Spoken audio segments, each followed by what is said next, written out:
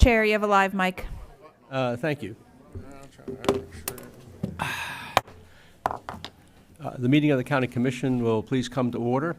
We have quite a crowd here, a lot of high school students here to learn about how government works, so I hope we don't disappoint you this morning as we proceed. We're going to start off with the invocation and the pledge. We have a special group, well, let's have the invocation, and then we have a special group of Vietnam veterans that are going to lead us in the pledge. Father God, Lord, we usher you in, Lord. We pray that you are a part of this meeting today, Father God. Lord, we pray for the commissioners that you've blessed us with, Lord. We thank you for the county, Father. Lord, I just pray right now, Lord, as people bring their petitions up, Lord, that they do it with a grateful heart, Father. Lord, that those that are in charge and those that have authority hear them the way that you would want them to be heard, Lord. Father, give them wisdom, give them insight, give them understanding as people come here and pour their heart out, Father God. Lord, we just pray, Lord, that this county is yours. Father, we just pray that you usher in the way that you would want us to usher in your county. So, Father God, protect everybody's here. Protect their hearts, protect their minds. Give them wisdom as they speak, as there's nerves, Lord, that they want to come up here and say exactly what's on their heart. Give them the wisdom. We pray that the nerves are beneath their feet and they say and articulate it exactly the way it's supposed to be said. Father, for this we are thankful. In Jesus' name, amen.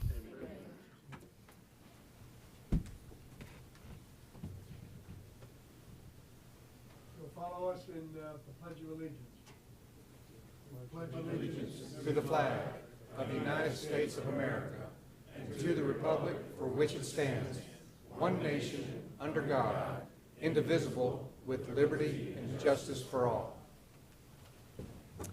And I want to thank Pastor John Huffman, Harvest Recovery Ministries, for getting us started this morning. Thank you very much for that. Ms. Patterson. Commissioners, agenda changes for March 25th, 2025. First, move item 16F1 to 11C. This is a recommendation to confirm James French as Growth Management and Community Development Department Head, Trinity Scott as Transportation Management Services Department Head, James W. Deloney as Interim Public Utilities Department Head, and Edward Finn as Deputy County Manager to take effect immediately and approve all necessary budget amendments. This item is being moved at Commissioner McDaniel and Commissioner Hall's separate request. Next, continue item 16B6 to the April 8th, 2025 BCC meeting. This is a recommendation to approve Amendment Number 5 to Lease Agreement Number 4600003056, Agreement Number 5, with South Florida Water Management District to continue leasing office space for Collier County, located at 2660 Horseshoe Drive North, Suite 105, for an additional 5 years with 2 optional 3-year renewals, and adjust the annual rental amount in accordance with the existing 2.5% escalation clause. This is being moved at staff's request. One agenda note in the executive summary, items 17A and 17B incorrectly referred to their companion items as 11A and 11B. The correct companion items should be 17A and 17B. We do have court reporter breaks scheduled for 10:30 and again at 2:50. County Attorney, any further changes? No, ma'am, thank you. Commissioners, ex we'll parte and changes. Yeah, we'll also indicate if there's any disclosure on the summary consent and Yes, summary. sir. Commissioner Colwell, good morning. No changes, but I do have on a summary agenda 17A. No, I guess I don't. That was on 8, sorry. All right, Commissioner Hall. Good morning, Mr. Chairman. No changes and no ex parte. Commissioner McDaniel. Good morning, sir. No changes and no ex parte. Commissioner LoCastro. No changes on 17A. I had meetings and emails. Okay. I have no changes and no disclosure as well. Very good. If we could get a motion to approve today's regular consent and summary. Second. We have a motion and a second. Seeing no discussion, all in favor signify by saying aye. Aye. All opposed? It passes unanimously. That brings us to items 2A and 2B, if you'd like to take those together. Those are the minutes of the February 25th, 2025 BCC meeting and the March 4th, 2025 BCC workshop. So moved. All right, we have a motion to approve February 25 and March 4 minutes and workshop minutes. We have a motion and a second. All in favor signify by saying aye. Aye. All opposed? That passes unanimously. Very good. That brings us to awards and recognitions. We have several today. We're going to start with our 20-year attendees. First, we have Guy Spieth, Emergency Medical Services. Congratulations.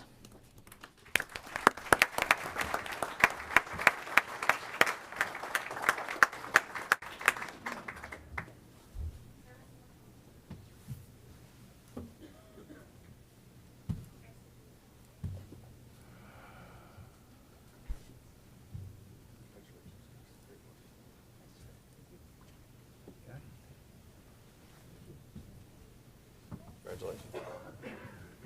Congratulations, sir. I'll be early when you can be on time.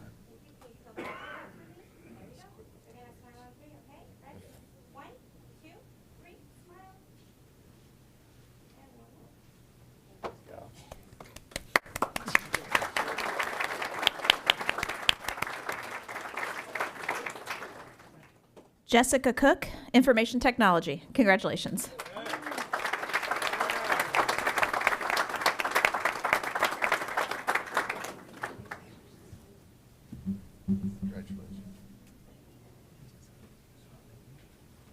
Congratulations. I love how she spells her name.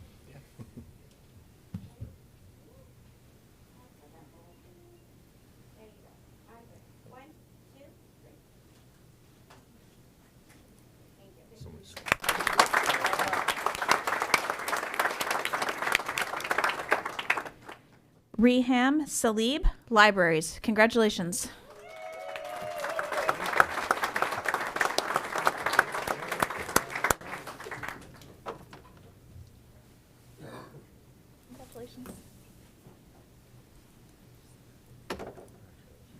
Congratulations.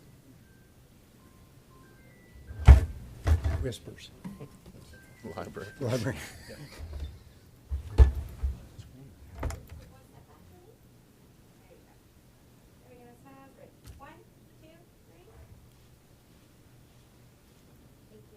Go.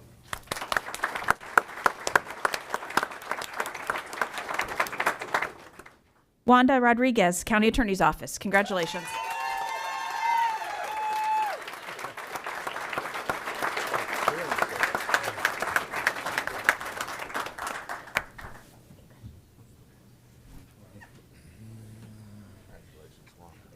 Way to go, Wanda. Here comes the boss man. Any dirt on Mr. Klatskow, you can just email it to me. I'll take it. Yeah. Maybe she doesn't want you in the picture. Yeah. There we go.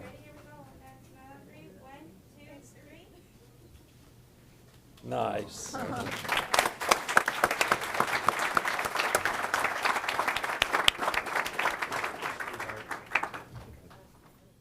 We're going straight to 30 years now. Wayne Watson, Emergency Medical Services. Congratulations.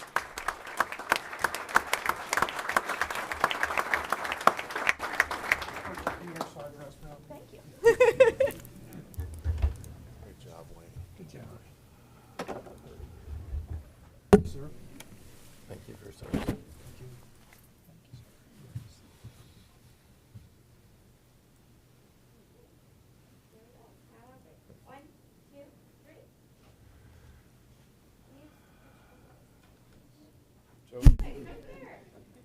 Fresh flat top.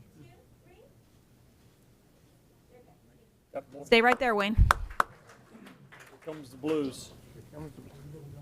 All right, hold on to your money.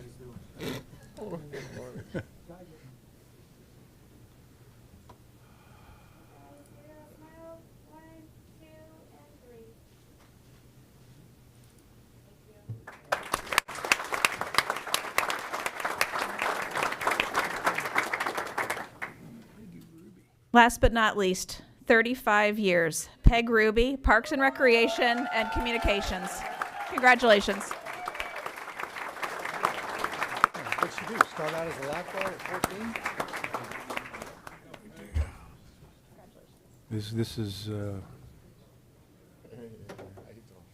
This is to join a meeting. Your mic's on.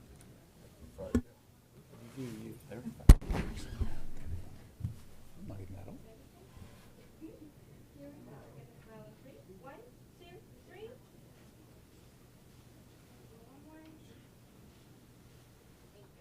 Now, don't go away. Peg's got a fan club, so she's come. Come on, everybody. Communications and Parks and Rec, come on up. Pom poms.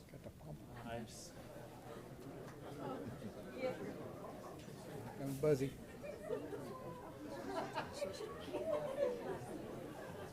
Oh yeah. Let's see. I remember I started at the gym 20 years ago. Oh, really? Like, which one are you? Yeah, I know. Oh, Lord. You need a panoramic camera. Just like raise your hand over here. I thought everybody was here for us. I guess not. Hey, James. We have to shake hands with everybody. Yes, we're gonna make 2 rows, right? So in the back, if you can't see, you won't be in the photo, so try to sneak in there. Should we pick you up? Are you guys, are we ready? Alright, here we go. We're gonna smile on 3. 1, 2, 3. And 1. No flash. It's dead. Needs the wide angle one.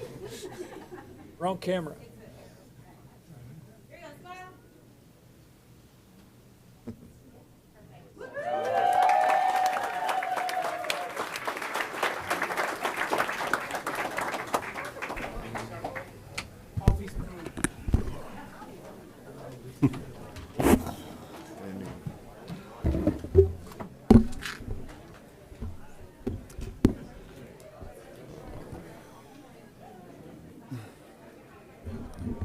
For the folks that are here with the Know Your Government Day,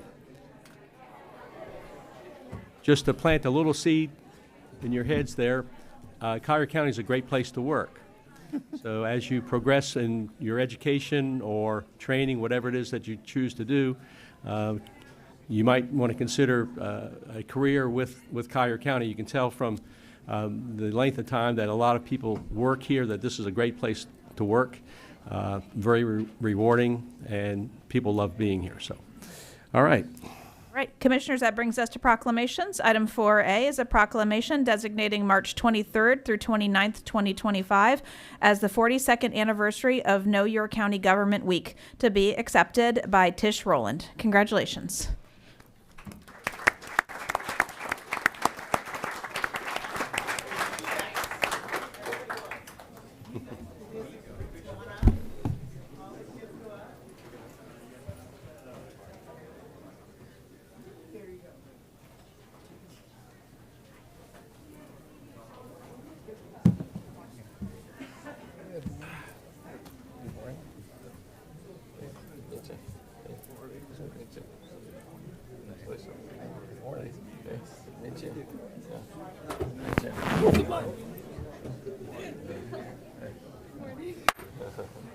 Good morning. Create another line. Yep. Sorry about it.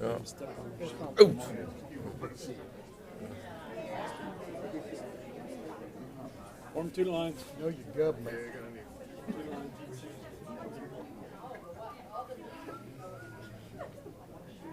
Good morning. There you go. Now they get out of the road. You can come through. Good morning. How do you do? Good morning. Morning. Morning, young Hi, man. morning. See you guys at lunch. Hey, good morning.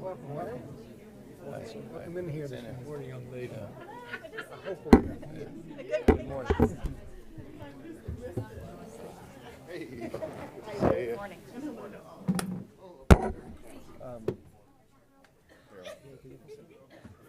You're going to need to take that. Take it to the front. Yeah, you're gonna go to the front with that. Oh, what'd you do? No. Oh, I fell. Know your government. Know which women legal numbers. Yes, sir. Yeah. It will take about an hour and 15 minutes. Yeah, run over there. Alright, we're gonna smile on 3. Do we have to? Over here, okay? On 3. 1, 2, 3, smile. There you go, smile. One more.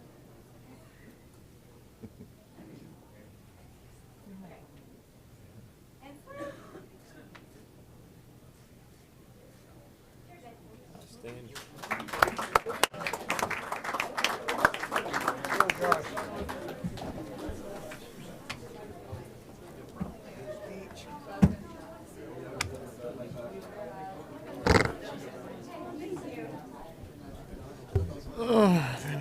Oh, just for everyone in the audience, the Know Your Government Day is really put together by a group of organizations, the League of Women Voters, 4-H Youth, IFAS Extension, and the public schools. And we certainly enjoy having all of the students and some of the leadership in the schools here with us today. I know you're going to be very busy traveling around looking at all the various different departments. And I believe we're going to have lunch with you today at 12 o'clock over at the library, if that's correct, Ms. Patterson? I'm not the library, over at the museum. Yes, sir. And so we'll look forward to that.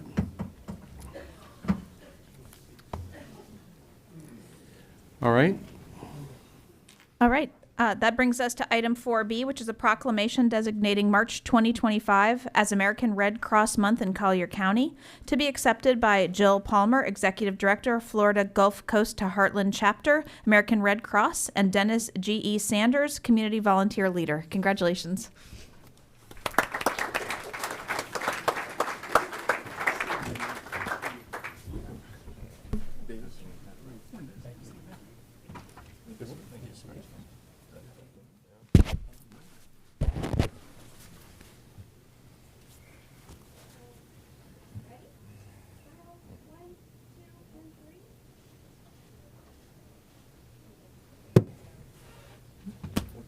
No, it's all very far enough. Yes, please. If I fall, just don't let me go.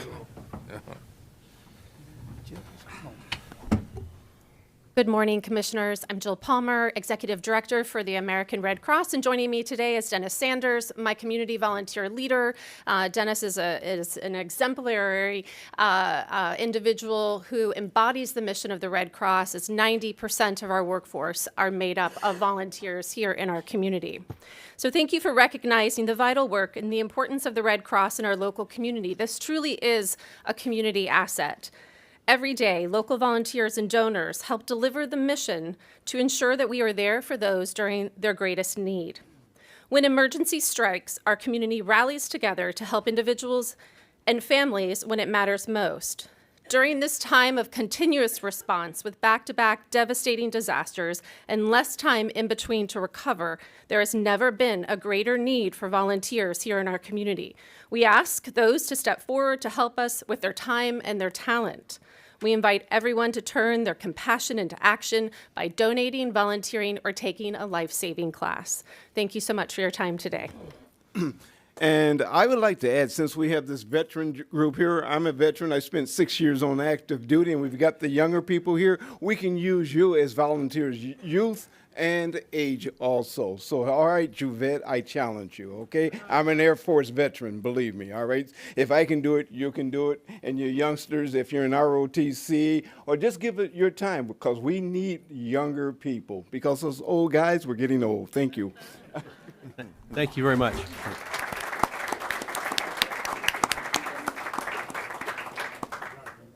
Commissioners, item 4C is a proclamation designating May 25th, 2025 as Family Abduction Awareness Day. This proclamation will be picked up by a representative of the National Parents Organization Florida chapter. Right. Finally, item 4D is a proclamation recognizing March 29th, 2025 as National Vietnam War Veterans Day, to be accepted by Robert T. Wild and other distinguished guests. Congratulations.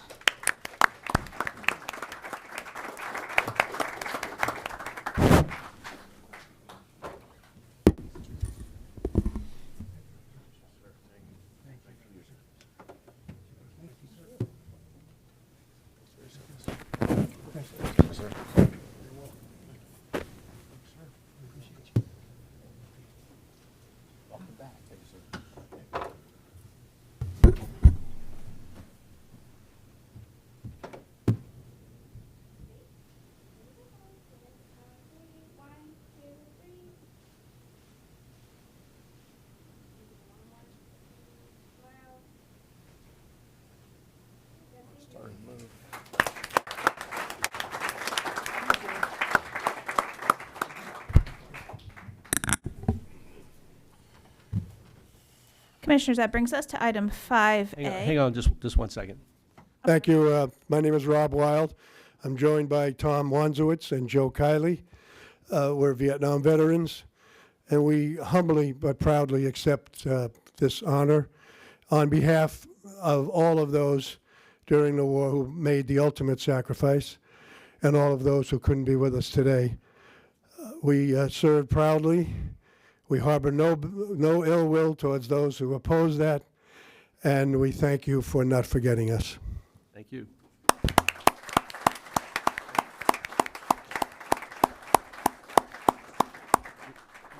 And welcome back. That's one of the things that welcome home. There wasn't such a great welcome home back in the 70s. So we appreciate everything that you gentlemen did to serve this country. And for the young folks out in the audience, our 4-H and Know Your Government folks, the military service is a great way to learn a real skill. It's a great career. We have 2 veterans, Commissioner LoCastro and Commissioner Kowal, 2 military veterans on the board. You learn great leadership skills. Any kind of area that you want to specialize in, you can certainly learn new fields, and so it's a great way to serve your country. So thank you very much for that. Ms. Patterson? Commissioners, that brings us to item 5A. This is a presentation on the Gate Arthrex Golf Course progress.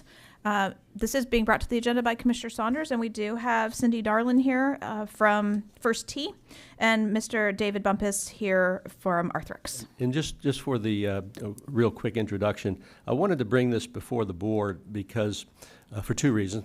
Primarily to let the commission know all of the current details of what's happening at the old Golden Gate Golf Course, but also to let the public know in a very visual way the progress that's being made out there at the golf course and the schedule and things that are going to be really completed probably within the next 12 to 14 months. It's going to be an incredible resource and facility for our community. And so I want to welcome you here and look forward to your presentation. Thank you, Commissioner.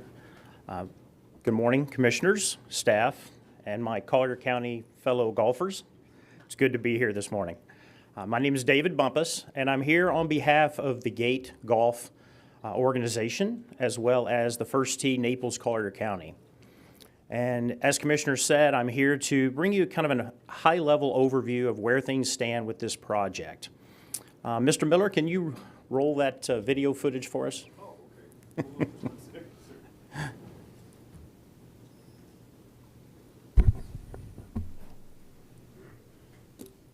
We have a short video here that I think you'll enjoy. The future of the First Tee Naples Collier. Now, for the first time, First Tee Naples Collier will have a home base. This new learning center will be located at the Gate Golf Club, a public golf venue which will include a driving range with 30 state-of-the-art hitting bays, golf clubhouse, 175-seat restaurant, and a 9-hole Jacobson Hardy designed golf course. Inside the First Tee Learning Center will be the most advanced interactive technology and learning facilities, which will inspire our youth to stay in the program through high school. Our new home will provide the foundation that will enable kids to build strong character and develop core values as they learn the game of golf. The center will also provide a safe place for our youth to gather in office space for the dedicated First Tee staff to manage the 1,000 plus participants and 30 Collier County in-school programs. The First Tee Learning Center will strive to teach and challenge the children of Collier County to be the best they can be on and off the course. Join us in celebrating our future by partnering with us as we continue to build game changers in our community. Thank you, Mr. Miller. So as you can see, this is not a renovation of the old Golden Gate Golf Course. This is a transformation of the property from top to bottom. It's being done in 3 phases that are somewhat running concurrent. The first phase has to do with the demolition and reconstruction of the maintenance and grounds facilities. Secondly, of course, is the golf course itself. Peter Jacobson and team came in, world-renowned golfer and designer, and really has provided us with kind of a canvas of what is going to become a beautiful 9-hole course, restructured, reshaped, and that work is currently underway. And then finally, what we refer to as the Village. And the Village were those beautiful buildings you saw there, designed by MHK, a local architectural firm here in Naples. And the Village compromises both the First Tee academies and training centers, as well as their offices, also some gathering spaces, a beautiful oak wood grill, which will be a 175-seat dining facility, and of course a 30-bay covered driving range. It's going to be a beautiful facility, well equipped, and accessible to all, with deep discounts, of course, to our Collier County brethren. So we're very excited about it. I think it's important to point out that, this project it's really been on the drawing board for many, many years, and it's taken many forms. But I'm very proud of where we've come today. It's taken a tremendous amount of work, time, effort. We have over 15 permits that have been working their way through the processes, some approved, some still working. We have more than 30 contractors, or I should say participants in the program, and that involves architects, engineers. That includes consultants, suppliers, contractors. I mean, it's the who's who of the best in the game of both Collier County, Southwest Florida, and quite frankly, the golf industry as a whole. So it's pretty remarkable what's happening out there. The demolition and first phase started about 2 months ago, with the golf course actually starting this month. And to echo Commissioner Saunders' comments, we are on track for a spring opening of 2026, and we're very excited about that. Knock on wood, right now it looks like only Mother Nature can really disrupt our plans, so no hurricanes and no heavy rains this next year. But again, we're very excited about the progress, and Mr. Miller, if you would share with us some of these photographs that were taken yesterday out on the site. What you're going to see is, obviously, all the grassing has been killed. There's a lot of work that's taking place now. If you move on to some of the additional slides, the old cart paths are being removed at a rate of about 800 linear feet per day. All of that material is being ground on site and reused in the foundations of the existing buildings. So again, I go back to the course itself. The course is being, cleared of its vegetation, especially any invasive vegetation. Some trees are being transplanted, moved. Some are being removed completely. New trees will be added as well. So there's a tremendous amount of work happening right now. The company doing this work for us is called Glaze. Glaze is based out of Bonita Springs and is arguably one of the top golf course companies in the country. So we're really blessed to have such a talented organization on board with us. So again, just a few snapshots to show you. I think when we stood here about a year ago talking about this, we all had some nerves about how quickly this would happen, or if it would happen at all. So I'm very grateful to everyone that's been involved. I'm very grateful to the board of the gate, who has worked tirelessly, as well as all those contractors and firms that I've mentioned. In addition to that, the county itself, the staff has been fantastic in working with us.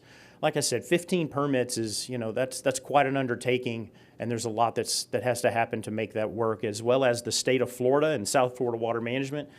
They've really stepped up as well, and we appreciate that, because we recognize that, there's a lot of activity going on in this state, a lot of work, a lot of permits, and everyone's really come together. So for the greater good of the community, we appreciate that. So any questions, commissioners? Any questions from the commission? I don't see any. I'm going to make just a quick statement. I want to thank the commission for sticking with this project. We had a lot of bumps on the way here. I think we started in 2019. I think is when we purchased the property, and it's been a lot of delays, a lot of disappointments. But what we ultimately wound up with is, I think, the perfect solution to providing golf to the community at a very low price, providing a facility that all of us can be proud of. And it wouldn't have happened if it wasn't for you and your companies, Reinhold Schmieding and what he has done, and his family of companies, and with Cindy Darling.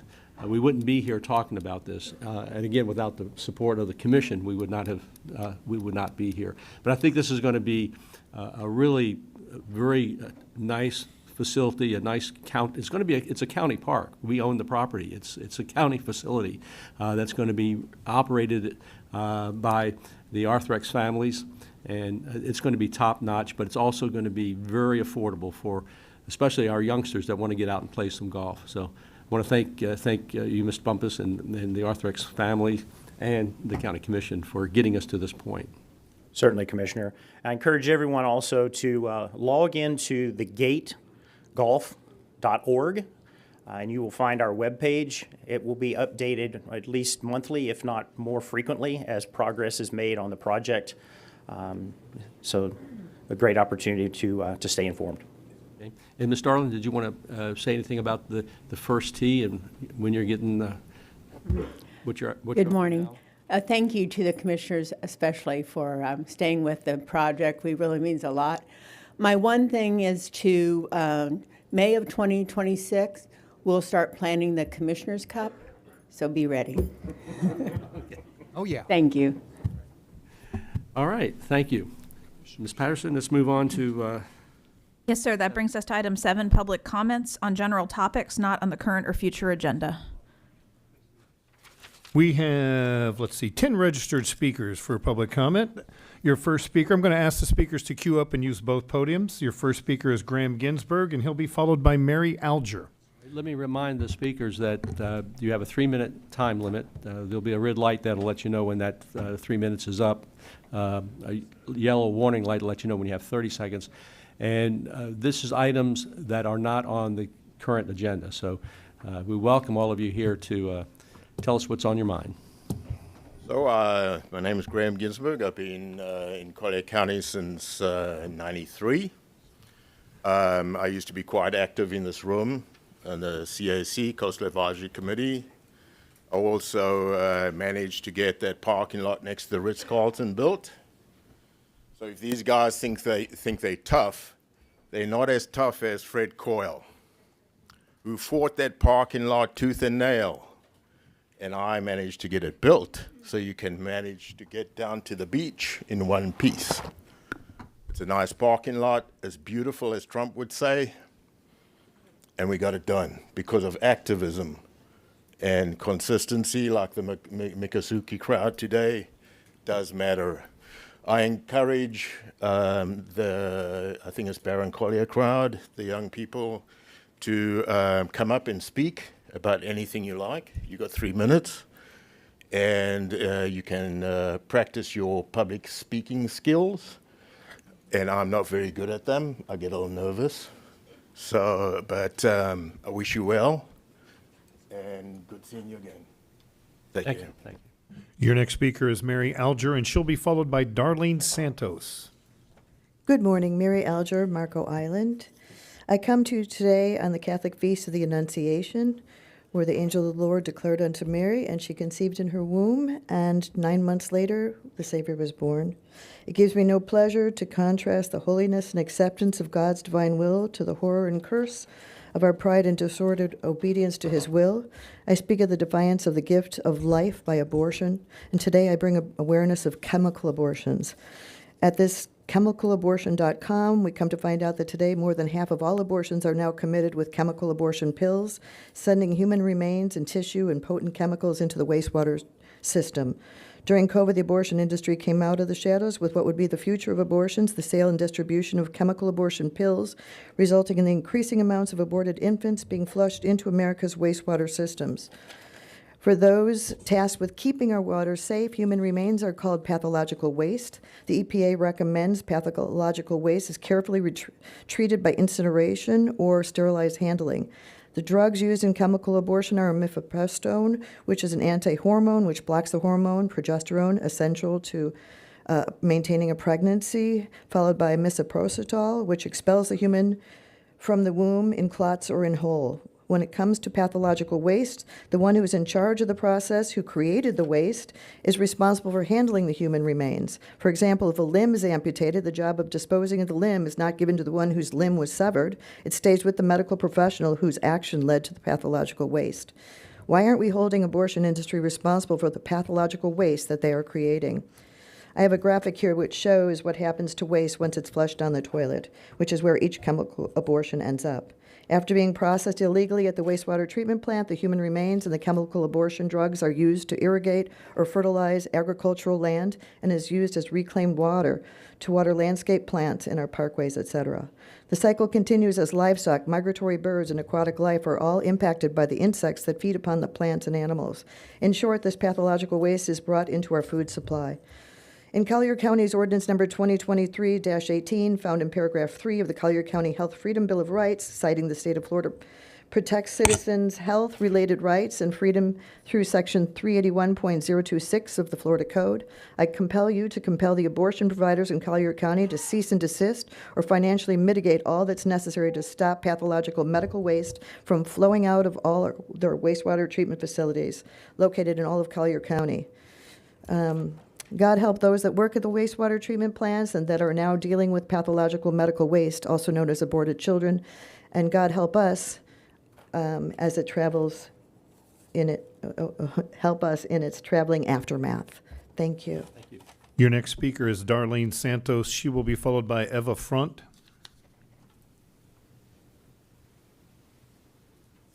Good morning. I'm Darlene Santos and a concerned citizen. I had been to these meetings probably about a year ago and then just kind of dropped away. And I've just been, asked to participate and get involved again, which I really would like to do, but I don't know. I just try to put my time where I feel it's going to benefit the animals. I do fostering. I do a lot of fostering. And I do want to help the animals at DAS and do what I can. And my concern recently was I did listen to the entire board advisory meeting, the last one, and was just concerned about building renovations. And I was told, and I've read, there was $6 million, I believe, collected, and maybe it wasn't enough for a new building, a new, so I guess renovations were discussed. And I don't know what's going on. I hear, different things about the conditions at these buildings. And when I was last involved, there was really one totally condemned building that was going to be worked on, renovated. And I haven't heard anything about where things are at with that. I do hear delays, and we tried, and we're going to meet and try to coordinate this and that, and I just don't know where it's going. And I'm hoping, we could get some answers. I know it's a slow process. I know everything is slow and takes time, but some of the issues that I was hearing, there was a gas leak and 911 was not called or whoever you would call for that. And I guess the thing is there's not a person in charge to do that. And then the other thing was there's no hurricane plan in place for moving the dogs out, and some of the conditions, the dogs seeing each other, getting all riled up, shower curtains, unsanitary, getting dry. I don't know, it just sounded like, well, what is being renovated, or what is, it just sounded very sad to me, it just, and I know it's not easy and whatever, but, hearing the whole meeting, and I listened to it twice, and I went, this is so sad, and, and there is money. Where is the money going? So I think if there could be something where the public was informed, what is being done? What is the plan? Where is all of this money going that was collected? Is there any left? Or anyway, I guess that's my concern, and trying to find out, and, kind of touch upon getting involved somewhat. Ms. Santos, your time is up. Let me get you to do this. Contact my office. We'll get you some information. You've got a lot of misinformation there. Okay. So we'll get that squared away. So thank you for your comments. Okay. All right. Thank you. Your next speaker is Eva Front. She'll be followed by Ray Neary.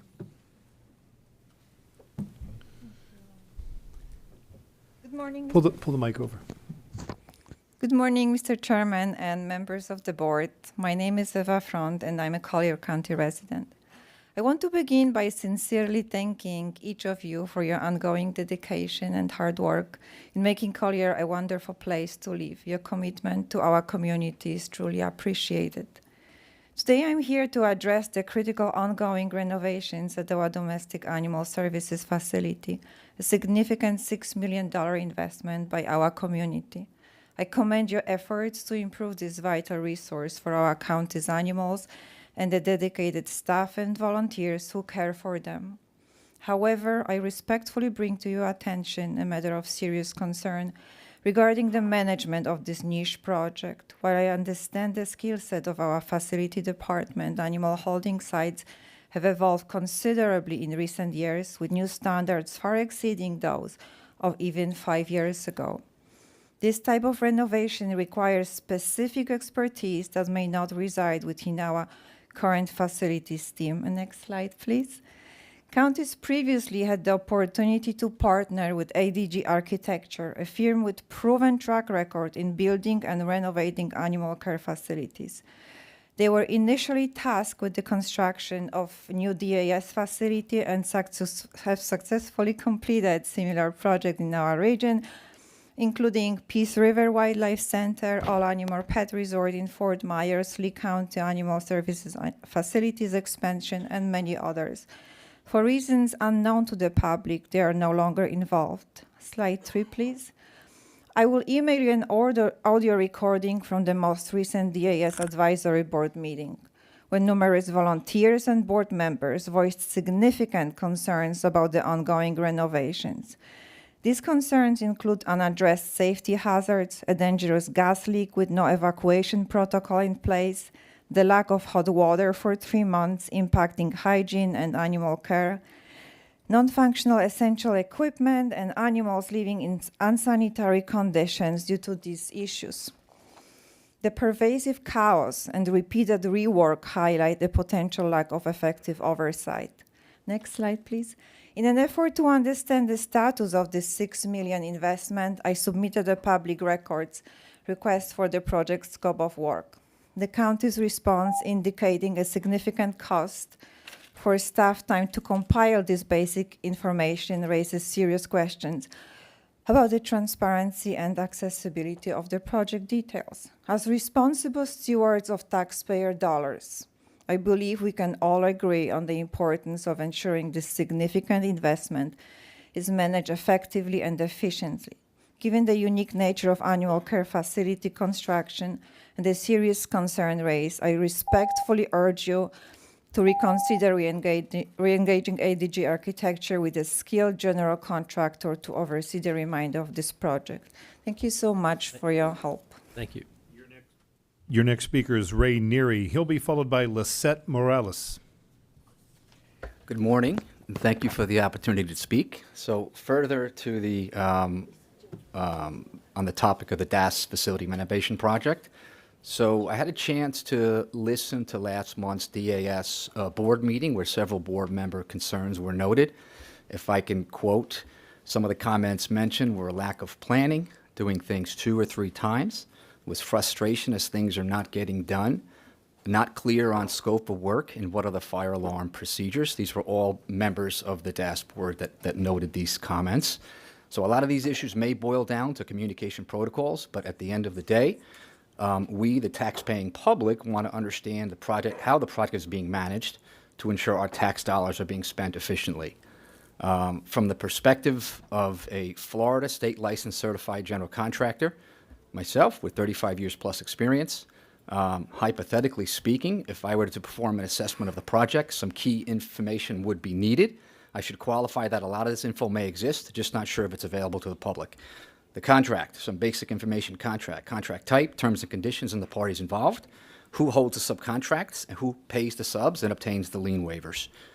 Who is the CM, a GC managing the project? Is it, if it is facilities management, is there an org chart identifying who does what? Is the PM allocated to 50% of the job? Is the super 100% on the job like you should be, et cetera? And then the budget, scope of work, I understand there's a budget of $6 million. How is that budget allocated per building? And is there a scope of work for each building? And then, again, on the cost side of things, what's the committed cost to date versus the budget?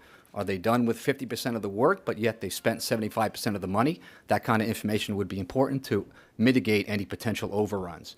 And then the plans and permits. Is there an architect, engineer, generated set of plans approved by an area having jurisdiction? It's, in this case, either county or city agency. How many master permits are open or not received? And the ones that are not received, I believe Building 4 might be one of those. What is the process number? So, one could check in the city portal to see what the status of the permit is and project how long it's going to take to get. And then, of course, the schedule. Is there a master schedule? Is it up to date? What is the target completion date, assuming a phased project? And then the use of like a risk register to identify any potential end date impact items. And then communication, that seems to be a sore spot, and I believe the DAS board members did mention something of a workshop would be helpful. The facilities management team could attend. A lot of this information I'm mentioning could be identified there. And then in closing, improving the lines of communication and having access to project information will give assurances to both the DAS board and the taxpaying public that the project is being managed correctly. Thank you. Mr. Chair, can I just want to apologize. Yes, sir. My phone went off while that gentleman was speaking, but I will be happy to assist in answering these questions that are coming up. There's a lot of representations and things that need to be discussed, and I'll be happy, sir, if, where'd you go? If you would please, if you want to send those questions that you were asking there at the podium to my office, we'll work on getting the answers to you. Great, great. Mr. Miller? Yeah, we have a little confusion here. I think this might fall in the same way. We had a couple people signed up in the wrong spot. We're sorting that out. Your next speaker here is Jose Jamarillo, and he will be followed by Teddy Collins.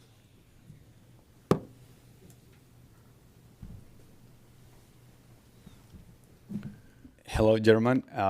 It's a pleasure to be here. It's a little sad for me to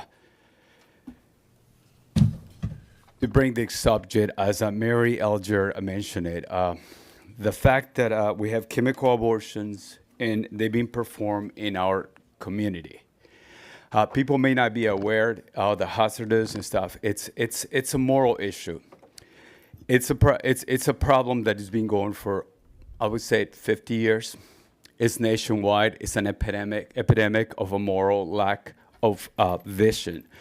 I'm a father of 6 children, and I can fathom to have the ability to just be able to discard a human flesh just down the drain as it is very dear. The love for humanity is being lost. Our children being told in school and through the media that they're just a clump of cells. That's how we got to this point. My question to you, commissioners and the public, what is being done to avoid this? The nation is declining. This nation morality is declining. It starts with the citizens and is reflected in our leadership. As the President Trump make the clarity that he's a pro-life, and he gave the state the ability to decide what we're doing with this. So my question is, how is Collier County enforcing that the clinic that provides these chemical abortion pills are following the law? I mean, it's happening in Collier County. And it's like I said, it's a nationwide thing. So I want to be, I'm concerned and see what is it, how is it being enforced, and how are we going to stop this? I don't want to continue to kill children. I can't stay silent anymore. That's why I'm bringing awareness to the public. And I had a prepared speech, but it just shifted. I apologize for that, and I just want you to be aware. And that's my question: what is being enforced? What is the commissioners doing, or what is the power that you guys can do to save a baby? It's a clump of cells, like they said. It's a fetus, which is a human, and it's really sad. I really hate to tell you this, but please be aware of it. Look into your hearts and see what is it. Are you human? Are you doing everything possible to save a life? All right, thank you. Thank you. Your next speaker is Teddy Collins. He'll be followed by Sean McCabe.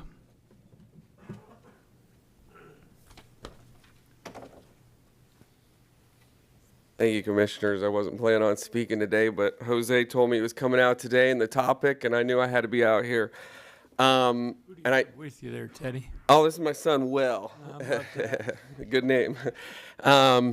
Anyways, I'm out here. A few years ago, I remember that Collier County filled this room with a lot of enthusiastic individuals wanting to do a pet sale ban. Bert and Penny were two of them wanted to end the pet sale industry. Unfortunately, that happened to be the industry I was in. I'm not in it anymore. I was pretty disappointed. And I was like, God, how can you use this horrible situation for good? And then I remember thinking, well, if you have this much power to ban, an industry that is legal, you can ban straws on Fort Myers Beach, you can ban strip clubs because you don't think it's family friendly. Why can't you ban abortion at a local level? So I was just praying. I ran into an individual in Texas doing it, and he's been going around the country doing it like crazy. All 5 of you guys supported making Collier County. You were for the Amendment 4 in the positive way. You wanted to protect life. And I think Collier County, just like when they do the pet sale bans, it starts with one county. It moves to the next county. Collier County could be the first county to make Collier County a sanctuary county for the unborn. The problem we had a couple years ago was the 6-week heartbeat bill got caught up in the courts because of the privacy clause. Then it went in our favor, and we know we didn't have to be held up anymore. Now we don't have any hiccups, and we can proceed forward with a county ordinance protecting life. And we can go a lot farther than 6 weeks because we know that human life begins at conception. 96% of embryologists and scientists believes that human life begins at conception. I'm not concerned about the priority of sea turtles. Naples City decided they didn't want to do this 3 to 4 a few years ago, and it's pretty upsetting. But I know you guys lean a different direction. I know you guys value life. I know 3 of you committed to pursuing this and wanted this on the campaign trail, and I need your help taking this ordinance that I have here, maybe updating it and making it a reality now. So I appreciate it. Thank you. Your next speaker is Sean McCabe. He'll be followed by Brandon Reef.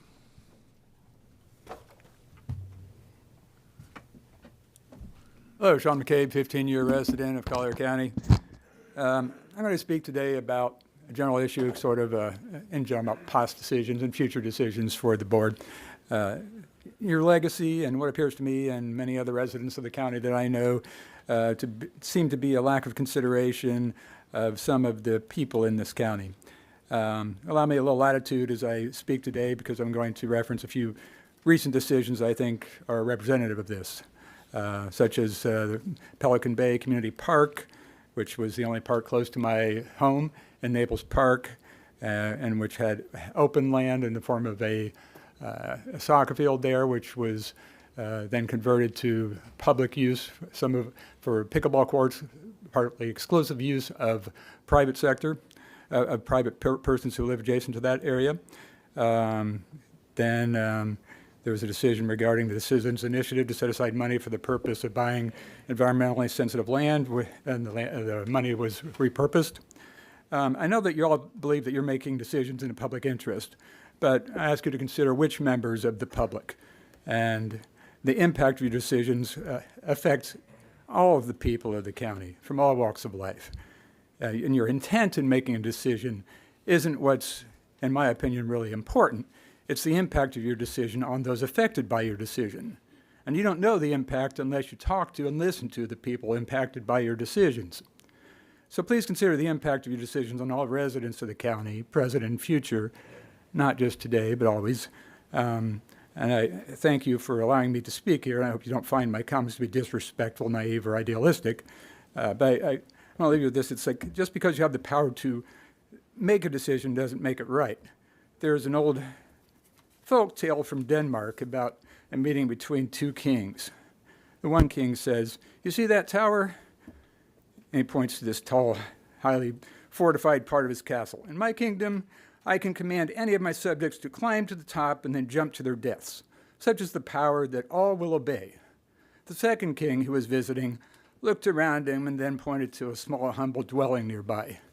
In my kingdom, he said, I can knock on the door of a house like that in any town or village and be welcome. Such is my power that I can stay overnight, sleeping well without fear for my safety.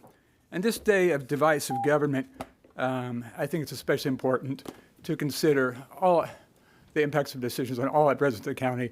I ask that just because you have the power to do something, that you consider maybe putting some things up to public vote before making a decision. Thank you. Your final speaker under item 7, public comment, is Brandon Reef. Hi, good morning. The North Naples community is in mourning, they're mourning the tragic loss of 14-year-old Clayton Miller. I'm sure you probably all heard. Clayton passed away in a devastating e-bike accident 2 Saturdays ago in Willoughby Acres, and I think you're going to speak about the e-bike issues later. Clayton was a great student. He was an amazing athlete and a wonderful son who was loved by all who met him. And in light of the recent tragedy, I'd like to formally propose renaming Willoughby Acres Park to the Clayton Miller Memorial Park at Willoughby Acres. This change would serve as a meaningful tribute to Clayton's memory and provide a lasting reminder of the impact he had on our community. It would also honor his family and loved ones while reinforcing the importance of safety and community support. Thank you for your time, and I appreciate your consideration on this request. Thank you. Thank you. That was our final speaker under item 7, sir. All right. Ms. Patterson? Commissioners, that brings us to item 8A. This item requires ex parte disclosure be provided by commission members.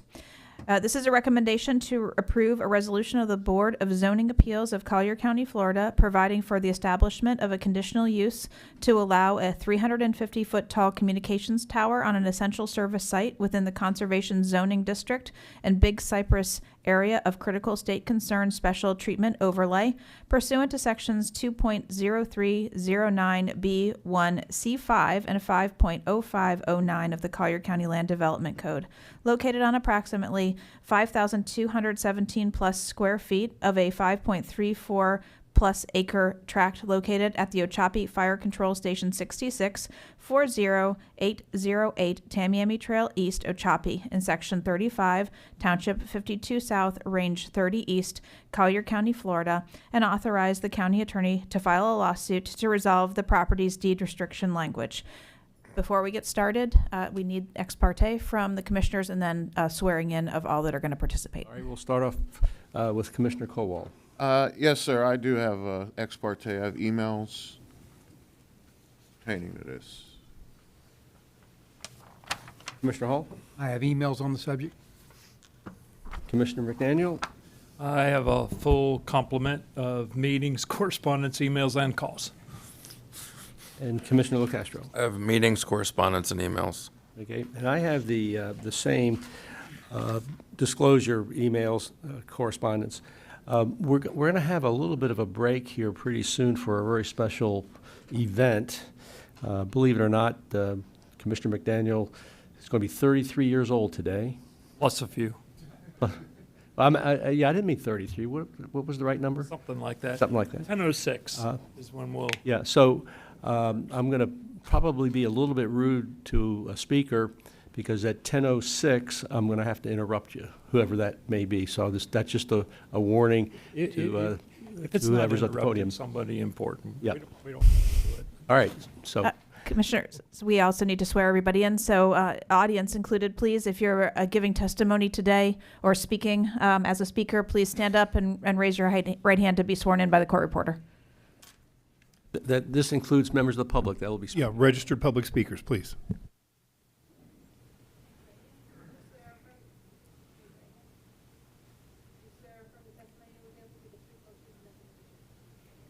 Right. Very good. We'll begin with the applicant. Good morning, Commissioners. My name is Brandon Copper. I am with Davidson Engineering, and this is the Ochopee Emergency Communication Tower Conditional Use Application. One note, you don't think that we can get through this in 5 minutes? No? We can try. Along with me today, we have Mr. Jeff Davidson of Davidson Engineering and Nathan Hinkle with Collier County Department of Public Safety.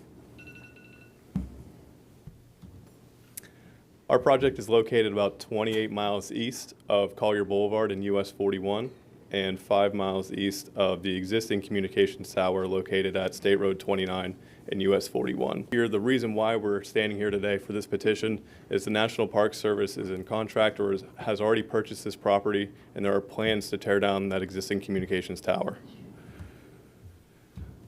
The property is currently zoned Conservation District, which allows, via the conditional use process, essential services, including communications towers.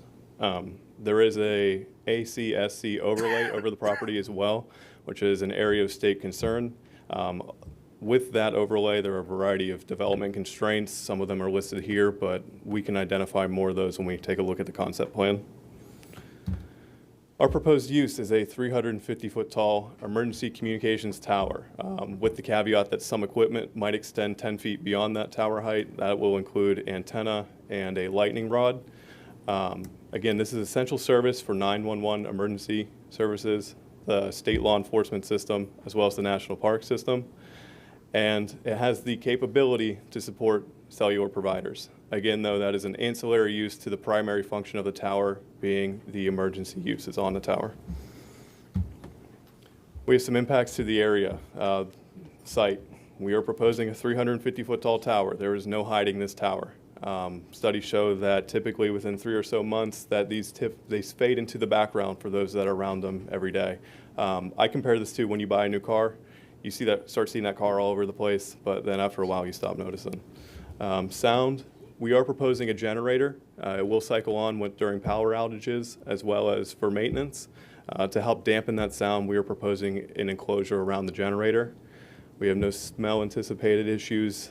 Safety, the design criteria for this tower is risk category 4 storms with up to 174 mile-an-hour winds. I think that's important for this location specifically. And RF exposure shall meet all FCC guidelines. KCI Technologies has reviewed the tower to ensure compliance with the county's 250-foot fall radius. I also listed a couple more federal and state building codes for reference, most importantly being that ASC 716. That's where you get the 174 mile-an-hour wind rating. Speaking of separation, this exhibit was prepared to show the 250-foot fall radius, which is required by the county. Our use to the west is 370 feet away, and then nearest use to the east is just over 1,000 feet away. We're requesting 2 deviations. Number 1 being the county code requires the compound surrounding the tower to be completely surrounded by a fence or wall 8 to 10 feet in height with opaque screening. We believe due to the location of the compound on the site that you're not really going to see it from the road, nor can the neighbors develop to the property line, so they're not going to be able to see it. So while we are proposing an 8-foot tall fence, we're requesting that it doesn't have to be screened. We're proposing a chain link fence. Deviation number 2, the county allows for 185-foot tall towers in non-agricultural districts. Again, we're requesting a 350-foot tall tower with equipment extending 10 feet beyond that to a height of 360 feet. Here's our proposed site plan. On the plan, you can see the tower itself, an equipment shelter, standby generator, above ground propane tanks. In the top left corner there, I'd like to circle back to that ACSC overlay. 2 key components for this site in particular. 10% of the site can only be developed. We are right under that threshold by a few hundred square feet, and 5% of the overall site can be considered impervious. That's buildings, drive aisles, things like that. And we are right at that threshold of 5%. And with that, I'd like to turn this over to y'all for any questions. All right, let's see if there are any questions from the commission. Not seeing any, so that's your total presentation? Yes, sir. All right, then we'll hear from staff. Hold on, one moment, please. Tell them about the LP tanks being relocated. That's shown on here. Okay. I want to point it out. Okay, so previously the liquid propane tanks for the generator were located within a setback. We have since moved those outside of the setback so that they are within conformance to the county code. That is reflected on this plan and the plan submitted. All right. Mr. Bosey?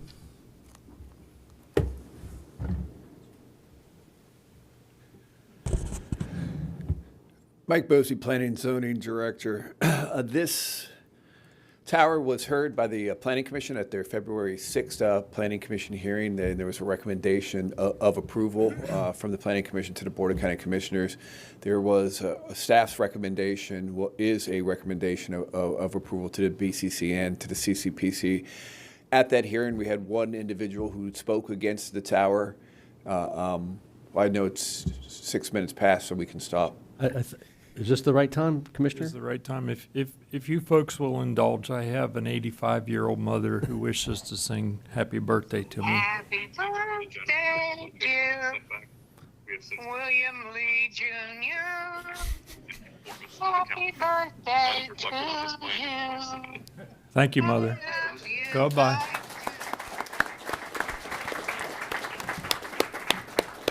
This is a very, very serious subject matter, and please don't. There are real life things going on at the same time as well, and I appreciate your indulgence. Thank you all. Oh, thank you for having your mother share that with us. Yes. Actually, it's very special, and we appreciate that. Yes, thank you. Mr. Bosey. Thank you. And like I said, at the hearing, we did have one individual speaking against the tower. And subsequently, from that period of time, we have received two correspondence, one from the district and the Big Cypress Basin, and it was a letter that we received on the 23rd of March, and basically it supports the tower, saying it advances governmental communications and safety and services. We also received a letter from the Miccosukee tribe objecting to the tower, citing the 1974 Big Cypress enabling legislation, which says that this would have an impact upon the indigenous peoples and some of their ceremonial customs. And based upon that, they are objecting to the location. Overall, from a land use standpoint, a telecommunication tower at a safety service facility, an EMS, fire, or a sheriff station is the preferred location. It's something that's customary associated with it. But because of the objection from the Miccosukee tribe, I think staff is a little concerned about the enabling legislation from 1974. And I also know that there's also a question in terms of title related to this facility. This facility was originally deeded to the county to be used as a safety service fire station. It's still going to be a fire station. The addition of a tower, there's been a claim that invalidates that original granting of the property. And I think that's one of the reasons why the county attorney's office is looking to provide for clear title to the Board of County Commissioners. But with that, any questions that you may have? I don't see anybody lit up here, so Mr. Klatskow, I do have a couple questions that were just raised by Mr. Bosey. The issue of the clear title, would like a little bit of explanation as to what we have to do to make sure that we have clear title, but more significantly, the enabling legislation of 1974. What's the impact of that? What are the restrictions we have in reference to this? Or have you had an opportunity to review that? I have not had an opportunity to review the claims by the Miccosukee tribe. All right. Commissioner McDaniel, what about the title issue? The title issue, we recommend that the board allow us to take a declaratory judgment before we act on it. All right, before we act today? No, before we actually start construction. The statute of limitations on this is anywhere between 4 to 7 years, depending how the complaint's structured, which means you could put up a tower, and 5 years from now, somebody will bring up the deed restriction. All right, so if this is approved, then you'll take action to clear title? With the board's permission, yes. Commissioner McDaniel. Yes, thank you, Mr. Chair. I have a couple of questions, and I don't know what the will of this board is particularly, but the existing tower that exists at Carnstown, how long has that lease been gone, if you will? That tower still works. That's the tower that is currently being utilized. Am I correct?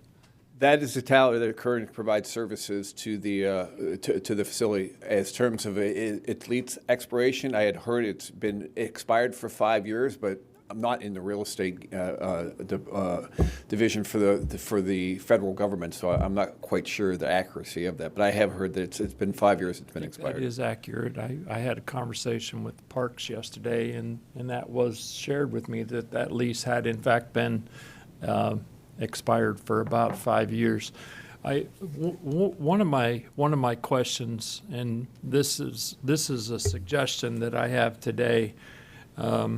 I did have a conversation yesterday, and Mr. Chair, if it's your will to hear our public speakers and actually have a vote on this, I'd be happy to. But I really think, in light of the conversation that I had with the Park Service, in light of the conversation that I had with tribal leadership yesterday, in light of the fact that there are issues in light of the fact that there are known issues revolving around the title, I'd make a suggestion that we minimally continue this item, and that we explore alternative locations.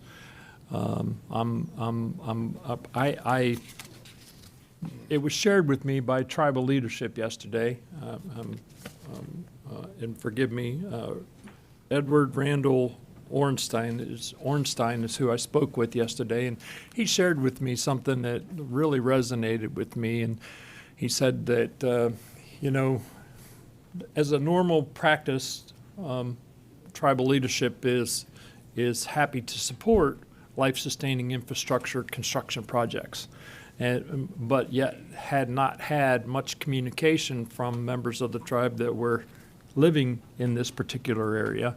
And until this came through the Planning Commission and then ultimately here today, they really weren't aware of the practices that were in fact transpiring in very close proximity to this facility. And so I minimally would suggest we continue this item. It would make me happy if we discontinued utilization of this site, that we explore other locations. I know that there was a lot of time. When I spoke with superintendents yesterday at the Park Service, years have gone into site selection here with, relatively speaking, little visibility, especially to me, in regard to how this particular site was in fact selected. And so, Okay. Well, you're entitled to one birthday wish, so we'll see how that pans out. there we go.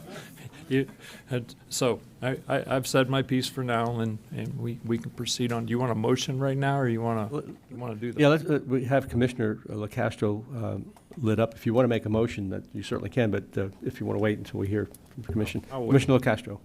If anybody cares, my birthday was on Friday, the 21st, but my mom's not going to be calling in. Yeah, none of us care. I would, I had similar questions. It's not like I want to kick the can on this one, but I didn't see a lot of detail as to other sites that were considered. It seems like there's a lot of space out there. I mean, this isn't my district, but I get a lot of complaints. It's right on the edge from folks that when hurricanes roll through, everybody has no cell service or, communications of any kind. So I understand the importance of it. But I think when this comes back to us with, like you said, maybe minimal, it doesn't look like this thing needs to come back in 6 months. It would be quick. The deep dive I'm looking for is multiple sites and where it could have been.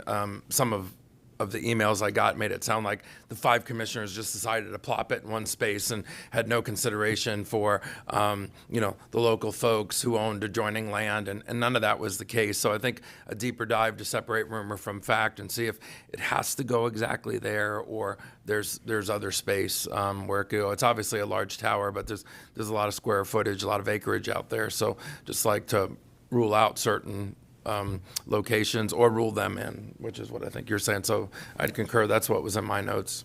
Commissioner Hall. Thank you, Chairman. I guess my question is the site that's chosen now, is it private property or is it county property? County property. We own it. We own it? Yeah. And the other sites, would we own that property as well, or would there have to be leases arranged with private property owners? If it was, if it was within the park system, that would be federally owned property. So that would be, I mean, that'd be an arrangement for with the federal government and whoever was going to lease the site. I guess I'm asking these questions because I figured there was a method to the madness of this site selection instead of just throwing a dart and saying, "Yep, this is a good one." So I just didn't know if discontinuing this for a short amount of time would allow us ample time to find a viable site. And then the other question was, is this site, it's not on tribal lands, it's just close? Is that the case? It is the property is owned by the county. So it is not on tribal lines. Commissioner Colwell. Thank you, Chairman. I mean, like in the 11th hour, I got a couple emails. I mean, I didn't get a ton of correspondences on this, and until now. Then I looked at the room and referenced as many people it seems like are involved or have a interest in this. To me, it seems like you might be jumping ahead a little bit too myself. So, and see if I kind of agree with a couple other of my commissioner colleagues up here that maybe this needs to take a deeper dive and then just moving right into it right now, because there's even some question we might come up against reference to the deed issue in the future anyways. So I think these things need to be looked at a little closer or maybe a little bit more. I knew the Planning Commission didn't have an issue with it, but I'm surprised that maybe this wasn't out there enough to because it seems like more people are now involved in it than were prior to the Planning Commission. I would add there was only one speaker. Mr. Shealy was the only one speaking. We hadn't received any correspondence from the Miccosukee tribe, so none of these issues weren't discussed in full with the Planning Commission in that regard. So this, let me just ask this, Mike. Does this require any type of neighborhood information meeting? Or Yes. Anything that goes out? So how? Yes. It was done. It was notified by 1,000 feet of the location, and it just basically happened to be the Shealys were the only ones who would receive that in the Park Service. But part of the due diligence process for constructing the tower, and it's in the backup, all of the tribes were notified of this planned tower location. They were communicated with, and they said if we do not receive any communication back from the tribes, we accept that as your consent or as your non-objection. We hadn't received anything up until the time. Like I said, it was just a couple days ago that we received the objection letter from the Miccosukee tribe. Not to invalidate it. It just came in at a late time. A couple quick questions. And the existing tower is still being used? Correct. Is there any indication that the federal government is going to take action immediately to shut that down? From my conversations, and this is, I think Commissioner McDaniel could probably answer it a little bit better. I think that they are okay with it still maintaining, but they would like to see this decommissioned as soon as possible. Okay. And so in terms of keeping that location, certainly for the next couple of months, that's not going to be an issue, possibly even longer if necessary to actually find a site and build a tower. And we're not going to create a public safety problem by not moving forward quickly on this. Not as long as the federal government has indicated that they are allowing the tower to remain in place, and I think that's what we've heard from the Park Service. And speaking with Mr. Hinkle, he thought within 4 months we could have identified a number of different options for the Board of County Commissioners to consider as alternatives, with this site as being one of those alternatives. I have no issues with continuing this if that's the will of the board, but I would ask that you contact the Park Service and let them know that we would like to keep that site as is for the time being. And I don't know if anybody on our staff has inquired as to whether or not that could stay there indefinitely. But that would be a question I think should be asked when this comes back. Commissioner McDaniel. Yes, is anyone here from our emergency operations systems with regard to that tower? I just want to ensure, as Commissioner Saunders was asking, that we are not imposing. I am with the Department of Public Safety. You are? I'm Nathan Hinkle. I'm the telecommunications manager for Collier County. This should not impose a negative effect on us using the tower currently. I think the Big Cypress National Parks has been understanding about the fact that we can't just pick up and go someplace else. Trying to evaluate sites has been very difficult. One of the sites was evaluated on the Nathaniel P. Reed area visitor center. That deal fell through. We also evaluated another site to the north of the gas station at 41 and 29. Again, another failure. We are negotiating. We're trying to find other places. This particular site, adjacent to the Shealy property, which was a gift to Collier County, which we greatly appreciate. And we respect what your family has done for public safety in helping us have that facility as a place to fight fire out of and associated purposes. This goes hand in hand with that need. Big Cypress has equipment on this tower, communications equipment for public safety. If they plowed that down today, they would also put themselves at jeopardy. And I think they understand how critical this is for all of us to continue communications for both the state, the federal government, and ourselves. All right. Commissioner Hall? Thank you, Chairman. Do we have any idea how close is too close with the Miccosukis for future site developments? Should we decide to do that, or?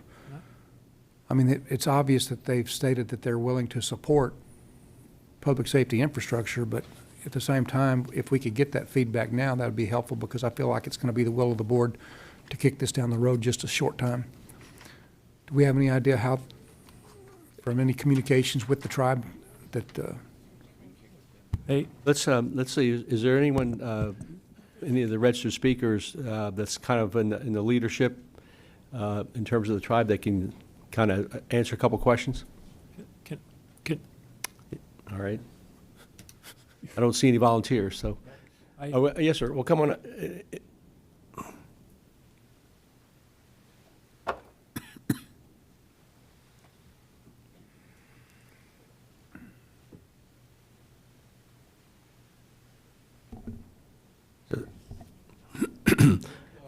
If you state your name for the record. And I think the question that is being asked, and Commissioner, I don't know if you want to restate it or I can. The question is there some distant separation that the tribe would be looking for? This apparently is too close. Yeah, I have relatives that live near the place they're talking about, put the tower. It's just right next door. Okay, that's not that's not what we're looking for. Oh. Just in terms of the tribe in general. Is there some separation requirement? I think that's what you were asking, and you may not have an answer to that. Not really. All right, that's all I was kind of looking for, just to see. All right. Can I say something before I leave? Absolutely, sure. I got a relative that lives real close to the tower, where they're going to make the tower, and the Shealy's is next door. But I'm just worried about how the tower might have some kind of side effects that's going to endanger their, health and stuff like that. So I'm against it, and I don't want that tower to be there. So understood. I mean, of all the places, the vast area, they can put it somewhere. Why it's got to be always where Indian people are. Yeah.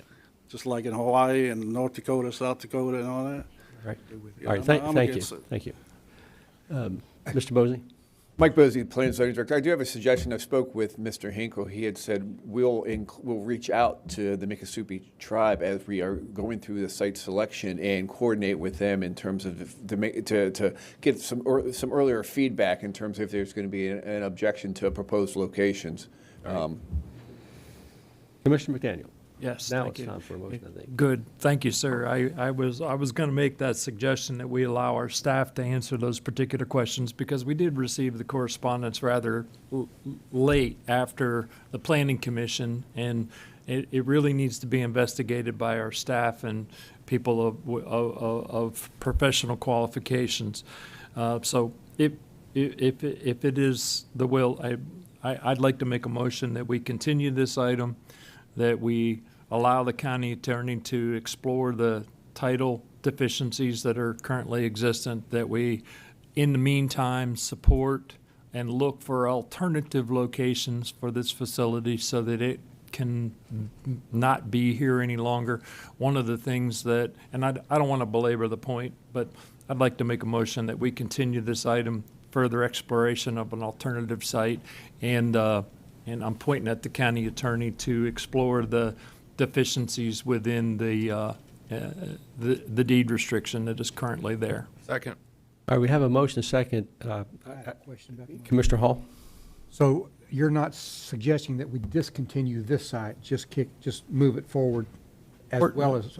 Well, it would be my wish to discontinue this site completely, but in light of where we are with the exploration that's been done, I would like some further examples, and certainly I don't want to ever put us in jeopardy of lack of communication of our first responders. So my first wish would be discontinue this now and go find another site. My first wish would be leave it on the Carnstown location where the tower has been since 1942. But that can be something that we can ultimately discover as we go along, as we're looking at these alternative sites. It was shared with me yesterday that there are alternative sites. They will require negotiation, communication with the federal government. There is revenue that comes from this as far as the rental goes, and the federal government will be the one that receives that revenue. And I gave some suggestions as to where they could spend that money and best appropriate those funds as well. So for now, I think the best thing for us to do, in light of the information that we have and that I have received, that we continue this item until this investigation can be completed. All right. We have a motion and a second. I also would like to, I'll support the motion, but I want staff to communicate with the federal government on that location. Frequently, there's a lack of communication. I don't know what the federal government wants to do with that piece of property, but the communications tower that's been existing there for a long time, maybe that's not going to be something that would be objectionable going forward. And so I would like to solidify that issue with the federal government. Can we just keep the tower where it is? And I don't know if this gentleman wanted, did you have a few comments on the motion? Okay, I'm going to get to that in just a second then. All right. So we have a motion and a second. Mr. Miller, how many speakers do we have? Between here and on Zoom, 32. Okay. Let me suggest that this motion to continue this for further information is going to pass. We're not going to cut off the speakers, but I would ask that if there's if you have a particular comment, we don't really need 33 speakers to come up and say we don't want this site. So we understand that, and so just because of the like I like to say, the shortness of human life, if we could just simply move this along a little more quickly, that would be appreciated. But you are welcome to give your presentation. So come on up and state your name for the record. And if there's any other speakers that are willing to just kind of waive your time for right now, that would be appreciated. Yes, sir. Commissioners, before he gets started, our group of students is going to make their way out of the room. Okay. Just wanted to let you know. And Mr. Chair, do you want me to call the list of speakers, or how do you want to do this? I don't know if I was first on the list or not. I don't want to. No. I don't want to get ahead of anybody. All right. I was trying to avoid going through the whole list here.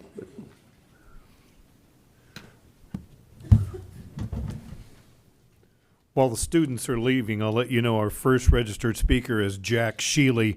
The second listed speaker is Maria Sheely. Now, Jack Sheely's been seated additional time from David Sheely. I think I see David back there.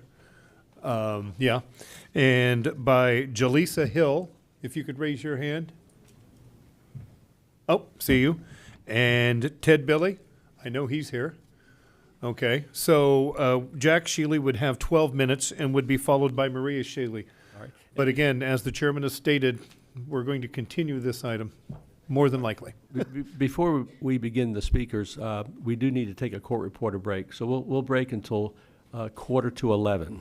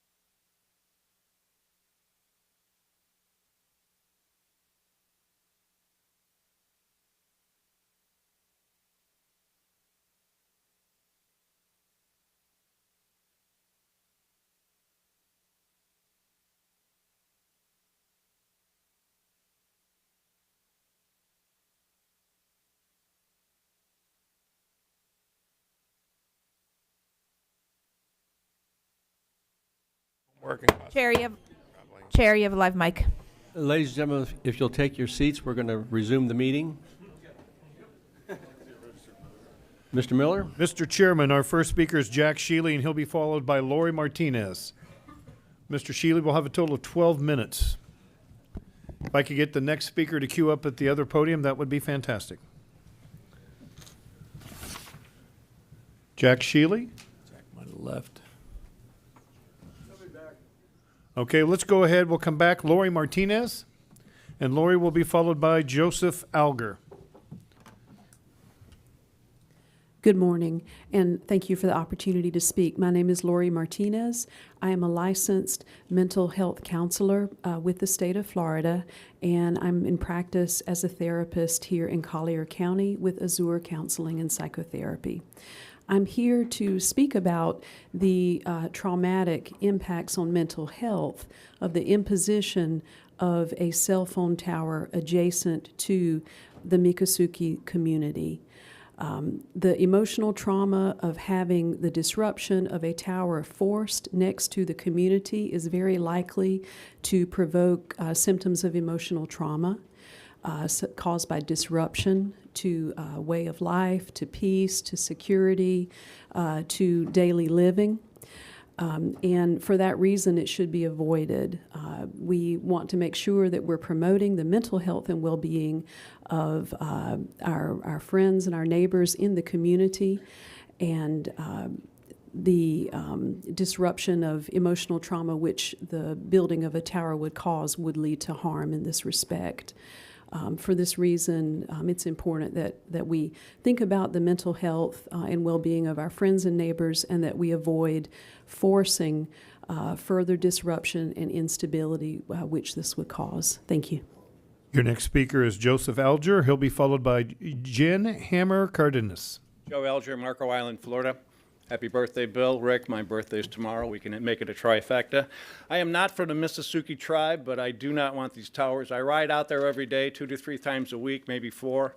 I've been going out there for 10 years. The towers are awful. They completely destroyed Everglades City with the tower in the middle of the square, which just has taken so much away from that community. It's horrible. Every time you ride in, you look at that thing, and it's the other one that's on the corner of 29 and 41, and there's another one in the oh, goodness, in the Monument Lake campground area. So we got 3 towers out there already. I've never heard anybody talk about a lack of cell phone service during a hurricane. I've been riding out there for 10 years. I've never lost service riding 60 miles out and 60 miles back. I know you want to just take that one down that's on 29 and 41. It would seem to me like just leave everything where it's at, throw a few more towers on that one on 29, and leave things as it is. All these people out here, they live out there. I love how guys in suits come out and tell us, the people that live out there, they tell the indigenous people and folks that live out there that this tower is not going to infringe. Guys in suits tell them what they need out there. They need another tower. Yet the people are coming here saying we don't want it. It seems like it's a pretty strong buying signal that they don't want a tower out there. And I can tell you that there's enough stuff that we've taken away from the Everglades. It's the only place you can ride eastbound where you can have a nice, relaxing ride. Everything else is being built up, including pulling that airport out. Well, that's another subject. I wish we could leave that in Everglades City too. But gentlemen, I like the fact that you've kind of kicked this down the road a little bit, but I hope you decide not to put the tower up at all. And it's particularly 350 feet. There's an additional 100 feet out there. And regardless of what the guy in the suit says, a 350-foot tower does not blend into the landscape in time. It's an insult to come out here and say that eventually you'll just live with this thing. It's 350 feet, which is 100 feet higher than any other tower that's out there. Thanks, guys. Again, happy birthday. Your next speaker is Jen Hammer Cardenas, and she'll be followed by Sophia Christodoulou. Good morning. I'm Jen Cardenas, and I've lived here for over 53 years, grew up here, I work here, and this is home for me. Collier County is visited by almost 3 million people a year. Most of them come for our unique natural beauty. So many people visit our Everglades. It is the only Everglades in the world. Visitors and locals alike value and have come to expect a pristine natural environment when they come to this unique place. The main passage through this area is our historic and lovely Tamiami Trail. We've done a nice job of keeping it picturesque and unspoiled. What's not below it by building a 360-foot eyesore of a utility tower right along this scenic highway. Did you know that April is Everglades Dark Sky Month? Astronomers and casual stargazers alike will come out to this pristine area this month and every month because it is free of light pollution. That ruins the night sky. Imagine a 350-foot tower with blinking lights in this dark sky area. There are multi-generational families and local indigenous people that live and have ceremonial areas right under where this tower is proposed.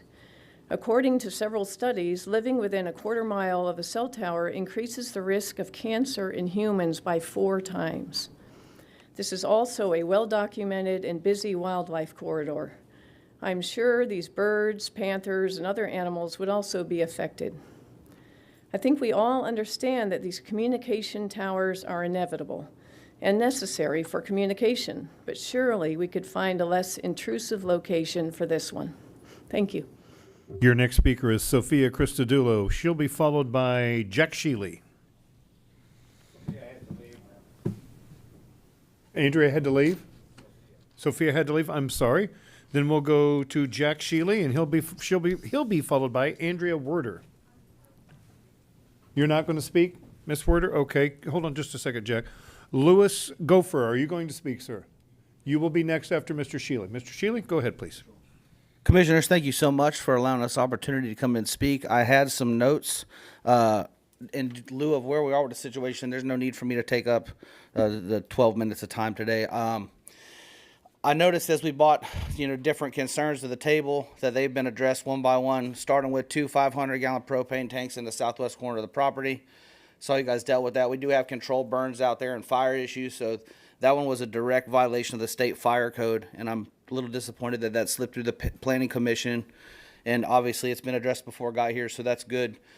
One of the other concerns was the deed, and it looks like everything we brought to the table has been addressed item by item.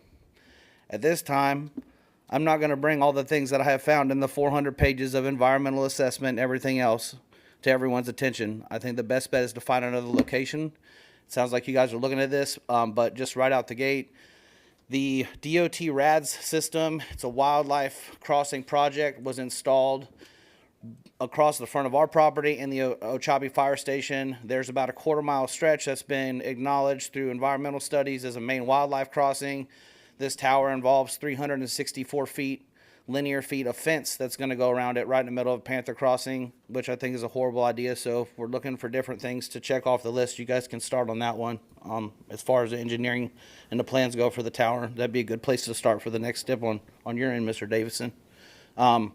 Thank you so much for restoring my faith in these commissioners' chambers. In the community, our voices are loud. We brought a lot of friends in here today to speak on our behalf. It's been passed down to me from the indigenous elders in the Seminole and Aboriginal Nation that we're supposed to take care of each other. And from everybody in this room, I just want y'all to know I really appreciate y'all being here today to speak up for what's right. Filing a lawsuit to address the deed stipulations is only looked as a slap in the face for the people that in their good graces deeded this property to be used for fire suppression as it's listed in the deed. Filing a lawsuit to address that is something that is unacceptable in the public's eye. And I'm speaking out of my means and for other people, but I think a lot of people would agree with me. So I hope that you guys can find another location. Thank you for allowing us to come in here and make public comment. And I appreciate you guys so much for working with us through this process. And thank you all very much. Mr. LaCastro, Mr. McDaniel, happy birthday, y'all. Thank you, guys. Your next speaker is Louis Gopher, and he'll be followed by Donna Knapp. Commissioners, Hadhaya Kihitis, good morning. I'm here on behalf of the Seminole people, Miccosukee people, and independent traditional Seminole Nation that are still here in South Florida. They've occupied this land for time immemorial, hundreds and hundreds of years. I hear some of the issues that are being concerned. I would like to let you know that I am a member of the Seminole Tribe of Florida. I drove to be here today from Lake Okeechobee. Those are where my people are from. They have lived there for a long time as well. Saying that, the natural environment of South Florida is important to each and every one of us. Mr. McDaniels, you had mentioned that this cell tower was going to help life-sustaining infrastructure. And today at the Board of Commissioners meeting, you took it upon yourself to show a picture of the life-sustaining infrastructure of Indians, Miccosukis, Seminoles, and Independents. I wish that the students were still here today so that they could see the level of engagement that the governments have to each other, the obligation and the duty that the government has to its citizens, all citizens. Now, Mr. LaCastro also mentioned that it was a little concerning, the location that was selected, because there was a large amount of lands that was out in that area and it could be moved.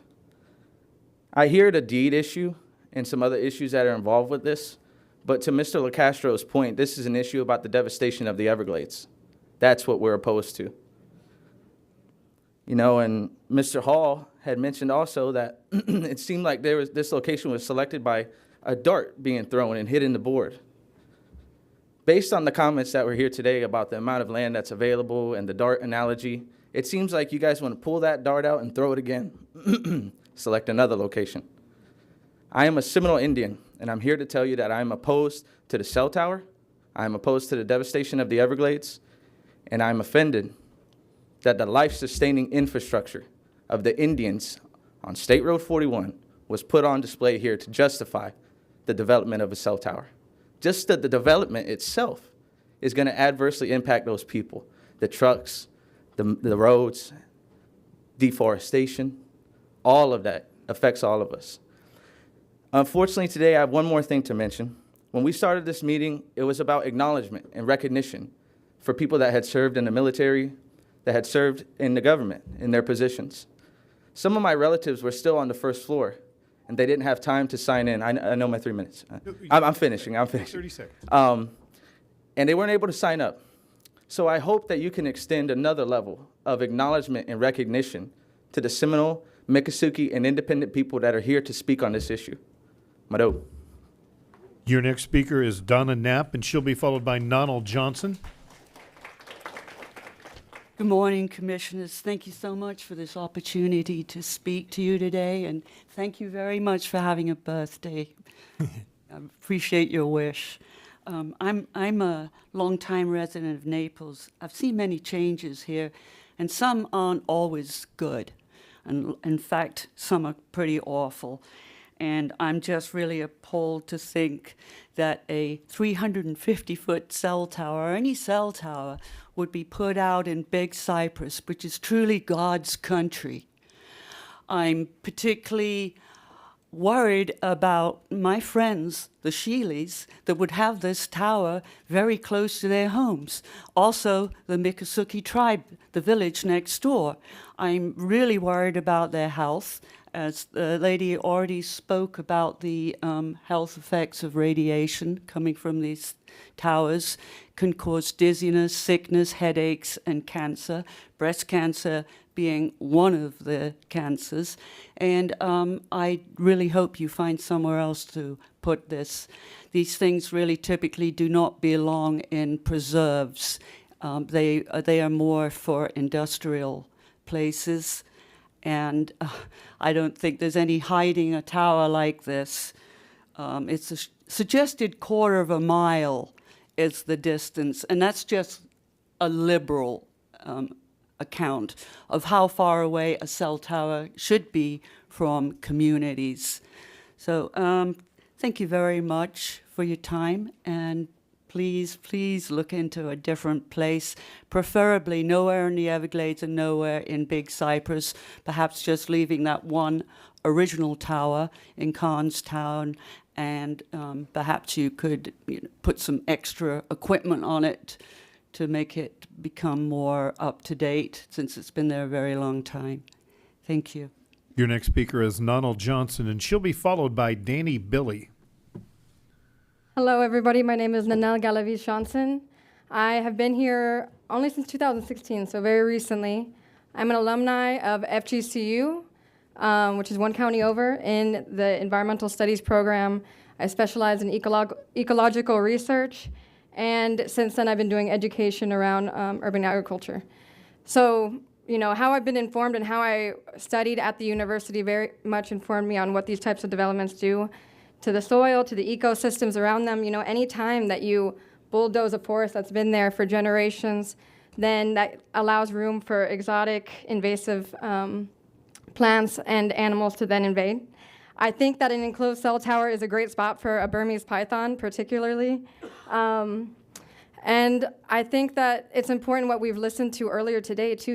There was a golf course. It's no longer a golf course, but it's going to be a golf course again. It's never going to go back to being, what it was for thousands of years. And so I think that's important for us to acknowledge that the decision that we make here or next meeting is not going to just impact, this 10 years, 20 years. It's going to, it's going to be forever. And I think Florida Gulf Coast University is a very great example of that. When I went there in 2016, there was gopher tortoises, bears, many species that you don't really see around here. Panthers, gopher tortoises are gone, the bears are gone. And so we're talking about the Everglades. Already half of it is gone.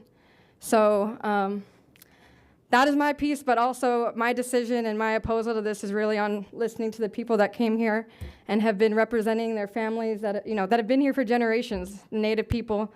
They're not just one, and so I hope that you can listen to their individual voices, their stories, and really take that in. Thank you for your time. Your next speaker is Danny Billy, and he'll be followed by Rebecca Billy. Good morning, gentlemen. Probably remember me, but back in the late 90s and early 20s, we had a confrontation with the county too about our village on County Road 858. But saying that, somebody said on the board that we weren't official representative of our people, but I think we are representative because I'm the spokesperson for the Independent Traditional Seminole Nation of Florida, and we're also on the state seal. So I think we're a state representative too. And that, and for my standpoint is that a lot of the decisions that are being made here in this county, and not only in this county, but surrounding counties and the state, is done without the approval and input of the community, where all these development and all these towers that are being put up everywhere. And that's one of the biggest problems here in this state. Too much development, too much people. And like everyone said, the Everglades is the last Everglades in the world. And we need to protect it.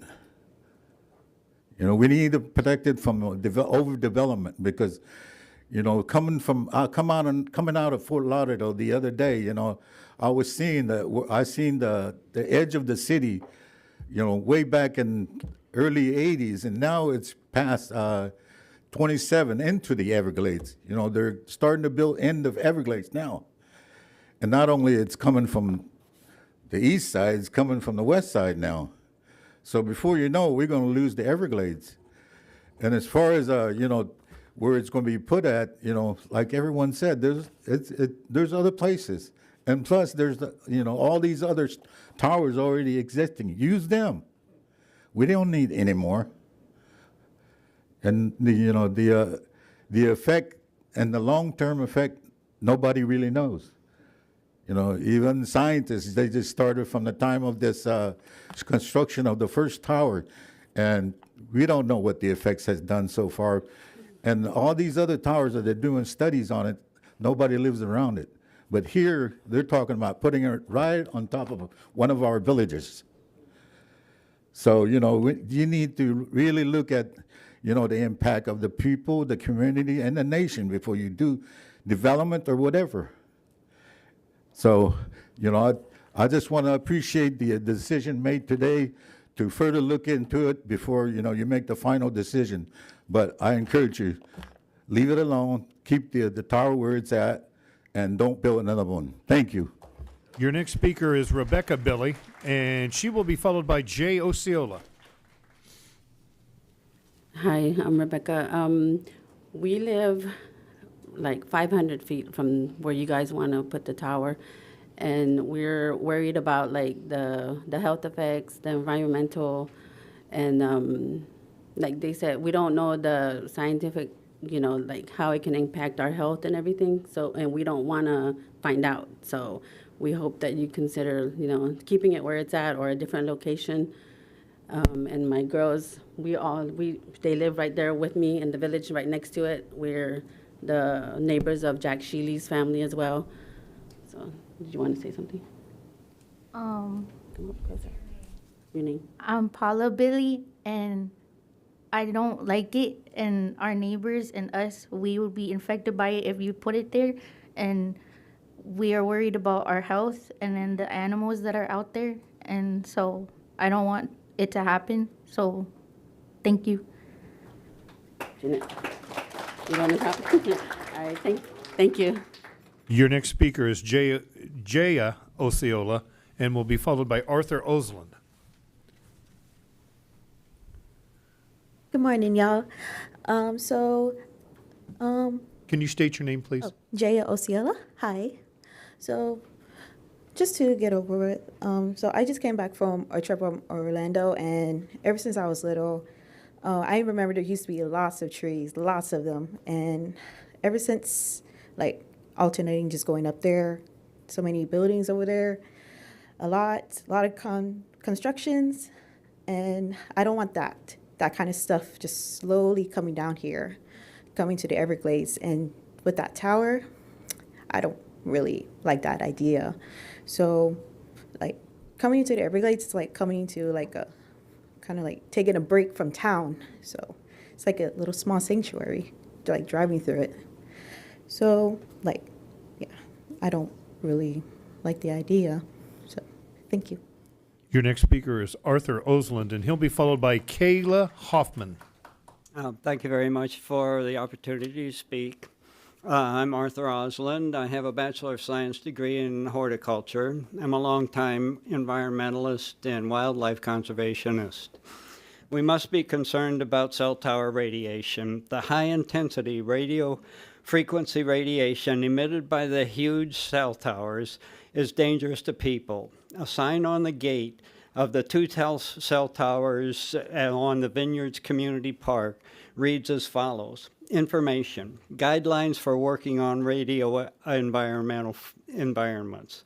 All personnel should have electromagnetic energy, EMG awareness training. Maintain minimum 3 feet clearance from all antennas. Do not stop in front of antennas. Use personal RF monitors while working near antennas. Never operate antennas without shields during normal operations. Contact ATC NOC at 877-518-6937 for further information. I know for a fact that extremely high-intensity radiation emitted from the cell towers will travel at least half a mile. I've tested it with meters. I think it would probably go, and that's where the radiation is right off the top of the meter. It's hard to even measure it. There are many questions and few clear answers. Almost no research is being done or has been done on the possibility of adverse effects on people, pets, or wildlife.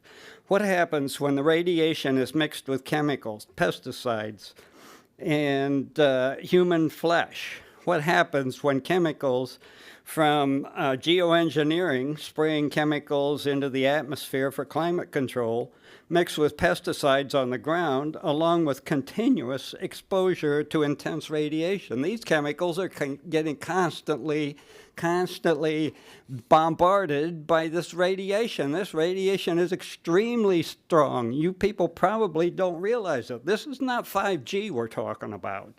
This radiation will not penetrate through walls. It won't penetrate through tree limbs.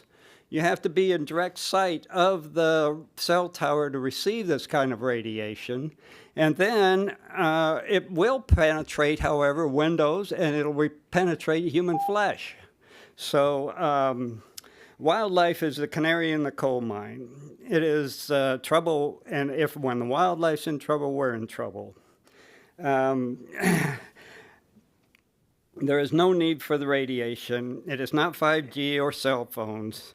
It will not penetrate walls or tree limbs. Once again, penetrates through windows and human flesh. Please stop this radiation that jeopardizes our very lives. I am totally opposed to all the cell towers, not just this one. Thank you for listening. Your next speaker is Kayla Hoffman, and she will be followed by Robert Rosa. Hi, Kayla Hoffman, but I like to go by Obsidian Tiburon. Kayla's my dead name, but for legal reasons. And I'd like to say anybody who has ever stood against the environment or indigenous peoples have never been remembered well or kindly through history. And I appreciate the sentiments that you expressed about how you want to turn it down and kicking the can down the road as has been expressed. But I hope within the next meeting you guys find a new place that doesn't hurt people and vote it down. Because, you know, as somebody else mentioned, the negative effects on mental health and everything like that, it could be considered an act of genocide by attrition by separating people from their cultural lands and their ceremonies. And I don't think anybody here wants to be remembered for something like that. You know, you could ask a child, you know, the difference between right and wrong, and they're going to tell you harming the animals and the environment and the indigenous peoples is wrong. And, you know, the line, no answer is consent, I don't think that would fly anywhere. And, you know, if you go through with this, you're asking for a lot of trouble because nothing unites the people in this community like defending the Everglades.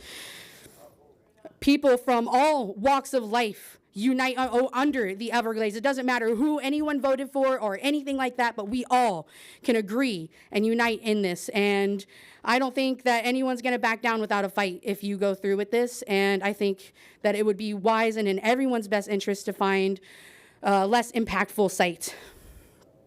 Thank you. Your next speaker is Robert Rosa, and he'll be followed by Gary Wilcox. Hi, Robert Rosa, American Indian Movement. I'll start off to let you know that there is a treaty that the Seminole and Miccosukee had that anything below the Everglades was supposed to be theirs. Of course, as we know, the government doesn't stick to their ideas. So now they're down to the Everglades and they're trying to keep it. I go there many times. I am a visitor and I act like a visitor in their land. I do contact when I'm going in there, which is common respect, as you would call somebody to go to their house. You wouldn't walk to their house and pitch up anything that you just wanted to do just for the sake of having it and modernizing.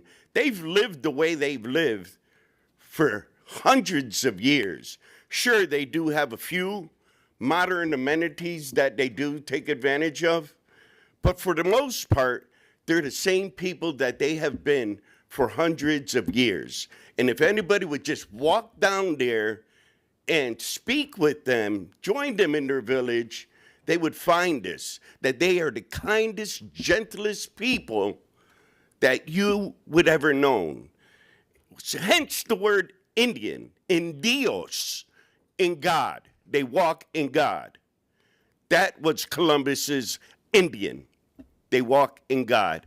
So this tower has no place there. Consent, you can take a FedEx, send it over there, have them sign for it. That's consent. They know they received it. Sending a random email that they don't know that they're getting, that it may be spam, may go to the spam email, is not consent. American Indian Movement, 1978, got religious rights and sovereignty for many Indian nations. And we continue, we are a worldwide chapter, not just national. And we will stop this cell tower if need be, but I hear what William's doing, and I love it. And I hear everybody else, and I love it because I just came from D.C. and beat a trial. And I'm not afraid to go back to jail to beat another trial. And I don't like to say threats, but I will respect the Miccosukee on what they want, and I will, by all means necessary, give them what they want. And that's all I have to say, and I hope it don't come that, and I thank you for passing this on. Your next speaker is Gary Wilcox, and he'll be followed by Daniel Tommen.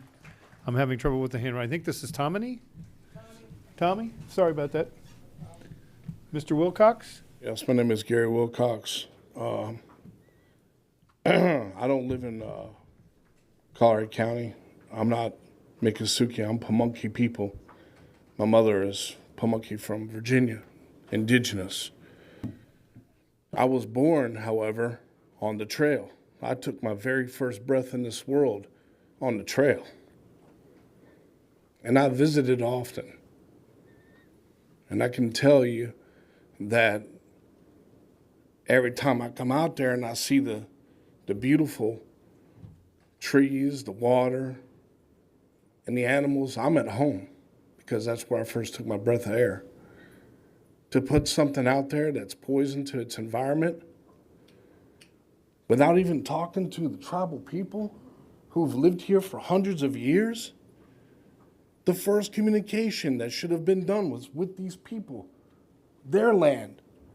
You should be learning from them. You should be asking them permission. This is their land, not yours. None of you can consider this your land. It is the indigenous people who are here first, proven by your own artifacts, proven by your own history, which in some way is mauled. But let's just say it what it is. You first need to contact the indigenous people here and ask them what you want to do first. Ask permission, man. Stop being colonizers. Do the right thing. Aho matakwiyasa. Your next speaker is Daniel Tommy, and he'll be followed by Tristan Tigertail. Hello. Good morning. Is it still morning? I appreciate you guys giving me the opportunity. My name is Daniel Tommy. I'm a member of the Seminole tribe.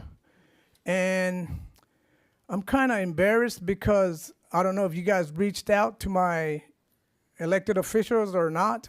And I think somebody should take that initiative to reach out to them and see what they can say on it. However, on my personal feeling and where I'm at with this cell tower, you know, I have to tell you that I do Seminole War reenactments. We go up to the location where the actual event occurred, and I dress out, and we do that for, you know, informing, educating people. And I take that very seriously because my people sacrificed, suffered, so I can survive and be here today. At the end of the Third Seminole War, my people came here, right there where you're talking about putting cell towers. Army Corps of Engineers had done enough damage. Southwest Florida Management still planning to do more damage.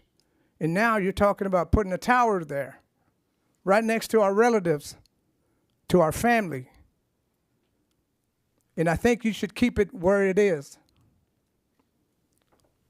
We're fighting for your family as well, your grandchildren, your great-great-grandchildren, and for the four-legged, for the ones that swim.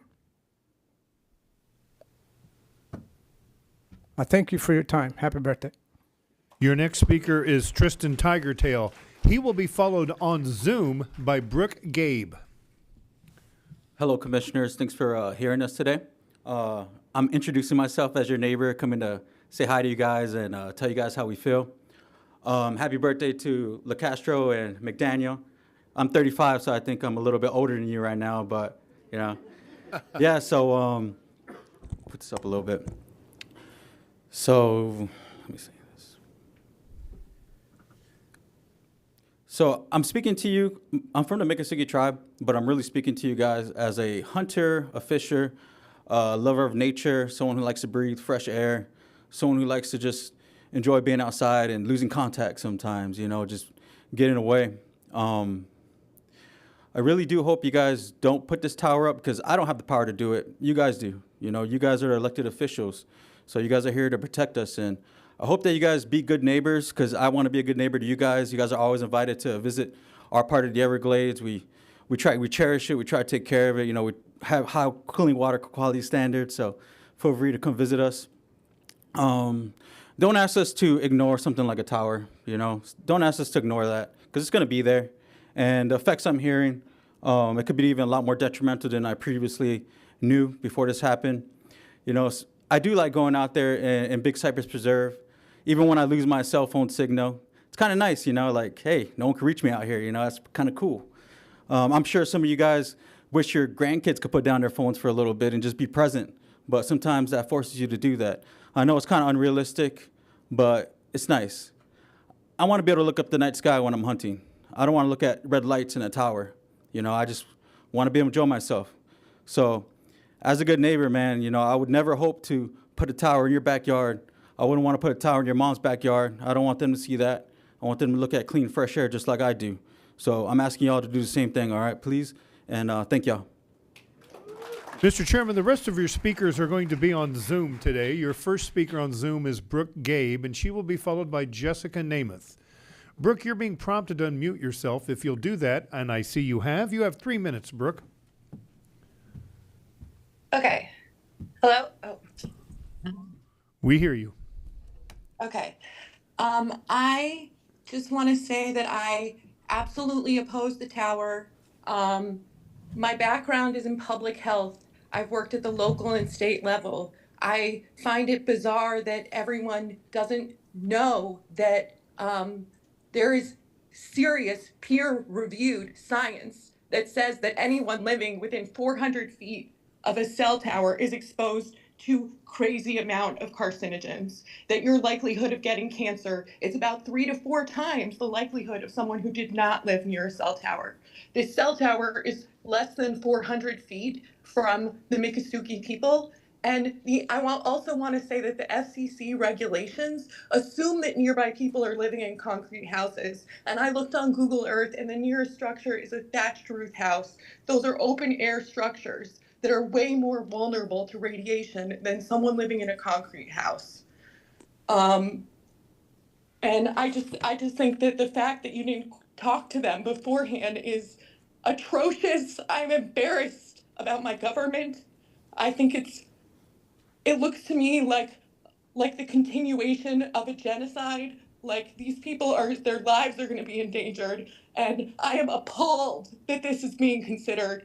And I strongly urge you to not do this. And I ask students to take note of this and stand up for the indigenous people here, because they are amazing and beautiful people, and they deserve so much more than this. Thank you for my time.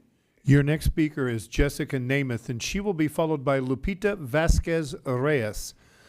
Jessica, you're being asked to mute yourself. I see you've done that. You have 3 minutes.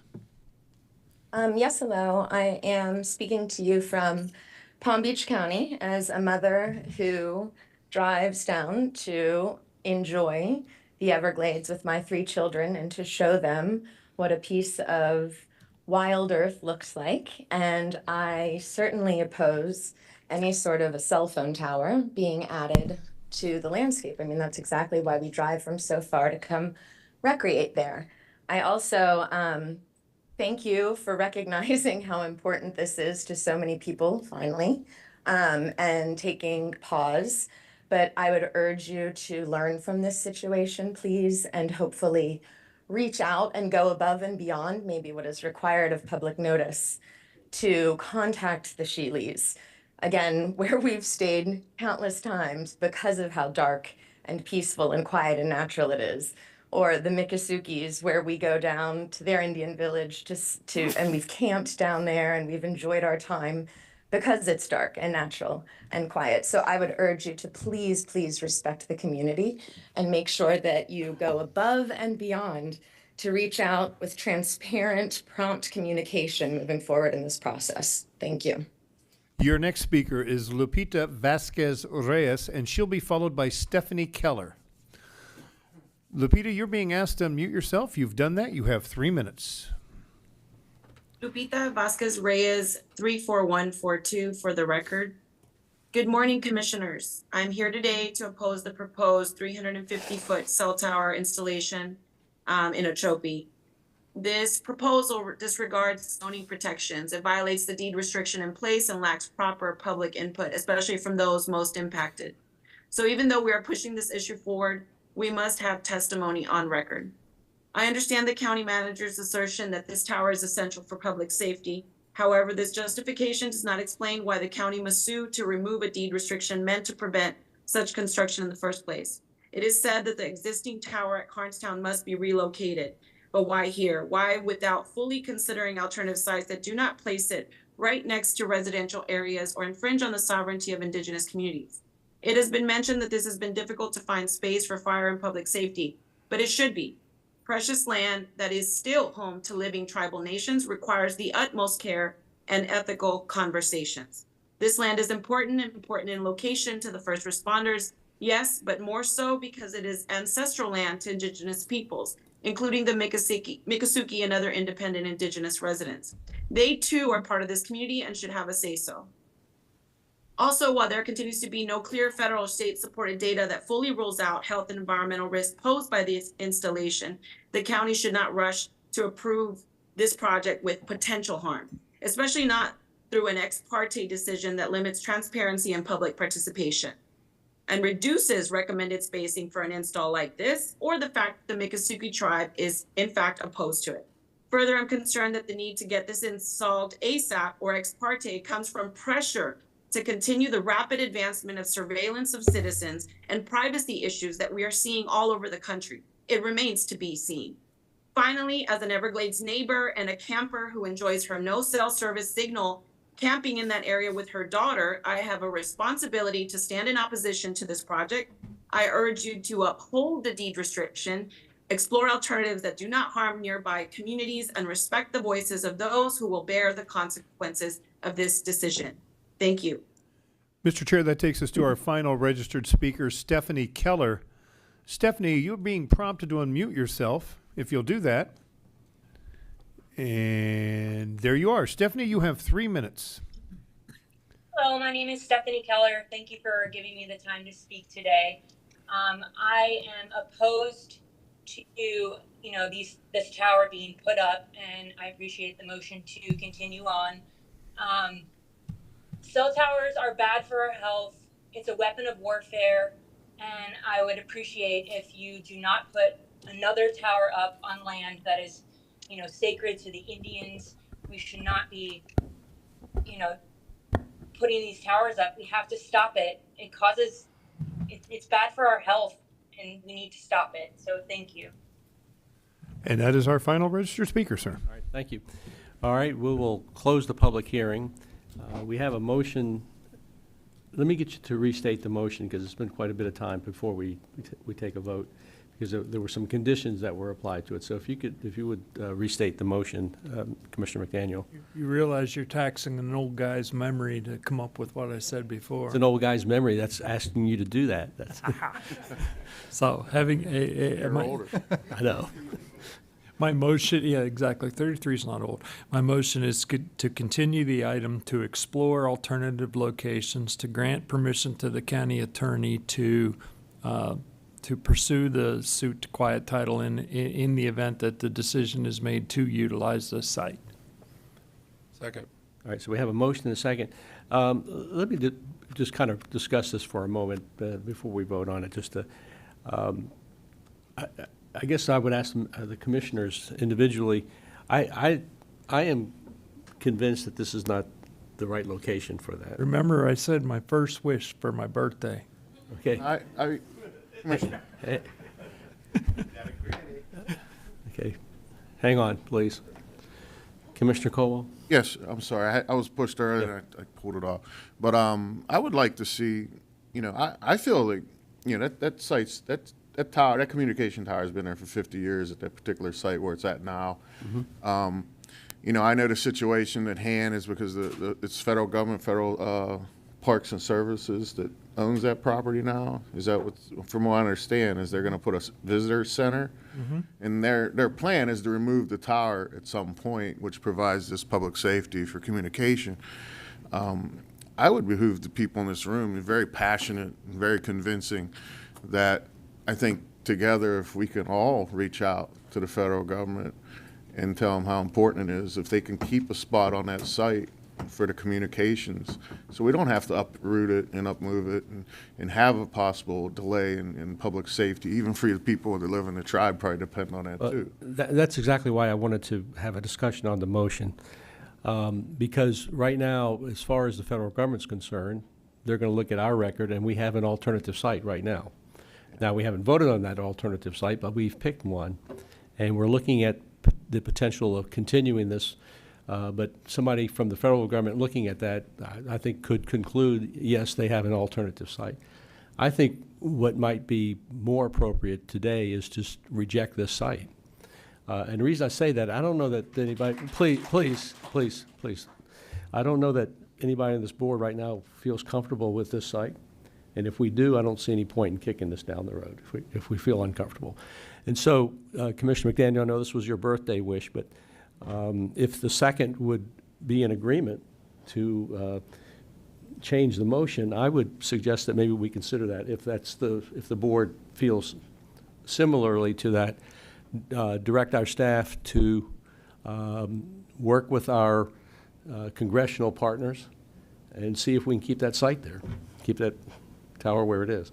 Now, if it turns out that the federal government says no, you're going to move that tower and you've got a year to do it, then we have a problem, and we'll have to solve that problem. But I think right now, I would feel more comfortable just rejecting the site at this time. You want me to amend my motion? Well, it requires the second to withdraw the second if he's willing to do that. Absolutely.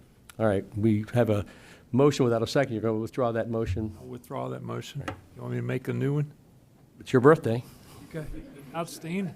You remember that. I'm going to make a motion that we deny the utilization of the proposed site and that we work to continue on with the current location at Carnstown for reconstruction of the new tower. All right. Second. All right, we have a motion and a second. Any discussion on the motion? Seeing none, I'll call for the vote. All in favor signify by saying aye. Aye. Aye. All opposed? That passed unanimously. All right, we'll move on. And I want to thank all of you for being here. Thank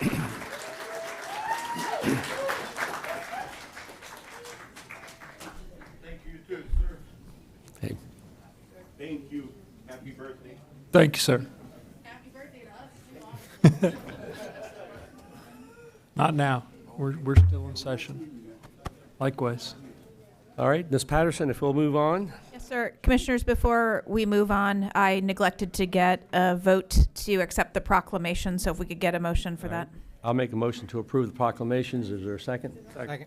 Commissioner McDaniel seconded it. We have a motion and second. All in favor signify by saying aye. Thank you. Aye. All opposed? That passed unanimously. Thank you. That brings us to item 10A. This is a recommendation to direct staff to advertise and bring back an ordinance amending the pedestrian safety ordinance, providing for a new section establishing requirements for the operation of bicycles on sidewalks, crosswalks, and in intersections within the unincorporated portions of Collier County, Florida. This item is brought to the agenda by Commissioner Cowell. Commissioner Cowell? Yes, Chairman. Over the past few years since I've been in this position, and from my prior professional career of 28 years in law enforcement, I've just noticed an uptick in these e-bikes, the different classification of e-bikes, and it just appears that we're starting to see just an abundance of these things being used in certain ways, and along pathways and sidewalks, and some of these things can reach speeds upwards of 35 miles per hour. And, when you have that on a sidewalk congested with regular pedestrian traffic, mothers with children, things like that, I felt it was something we probably should take a closer look at. And I believe about 6 months ago, with the county attorney's assistance, with speaking with the bicycle ped chairman from the Metropolitan Planning Organization, along with the sheriff's traffic enforcement unit, we sat down and kind of authored some language, and that's we've come up with is what we have here before you today.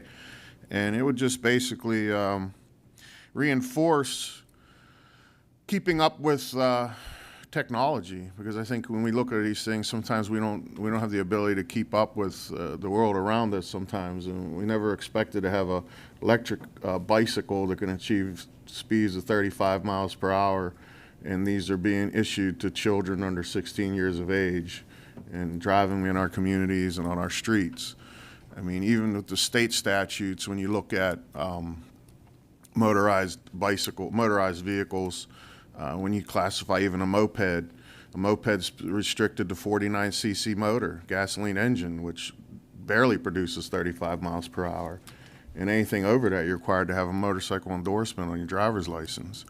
But we're arming our children out there in our public streets and sidewalks and shared paths with vehicles that are just as strong or just as fast, with no training and no ability to supervise them in a way that, you know, to make it safe for them and the other people around. So I thought it was important to have this brought up and have it put out for advertisement so we can have the shareholders and the stakeholders in this conversation come forward and discuss this so we can have it out in the public and move forward.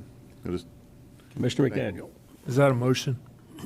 Okay, that's a motion to And I'm going to second have this it. advertised. We have a motion second. I assume we have no registered speakers, Mr. Miller? We do have one? We actually do. We have one registered speaker on Zoom, Kip McKella. Kip, you're being prompted to unmute yourself if you'll do that. And you have, sir. You have 3 minutes. Hi, good morning, Commissioners. I would just like at this time to state that I am a property owner in the county adjacent to you, but I do most of my commuting on the sidewalks with an e-bike for shopping and eating and other particular things. But as a older person, I saw on the news where they might try to put 16-year-olds and older on the road for riding e-bikes. And I would just strictly want to know the statistics on the deaths that are happening on these e-bikes and bikes. Is it on the roadways themselves or is it on the sidewalks? Because I find it very troubling to hear that I might have to ride on a roadway with my bike. I have over 3,000 miles. I've been driving down here 6 months through the winter for the last 4 years. And I can pretty much say that I was one of the original ones on the sidewalks riding with the e-bike before all the other ones came out. And even at this time in your county, I don't come across a lot of bikes and a lot of pedestrians, but I think more so that the misinformation is with drivers. The drivers in these counties are in a hurry. I don't think they know the appropriate laws regarding bikes and or pedestrians, as I find myself being flipped off by 80-year-olds and just when I'm trying to cross the driveway that they want to get into. So I think that there needs to be a lot of consideration before you make any ruling on this. And I thank you for letting me have a say in this. All right.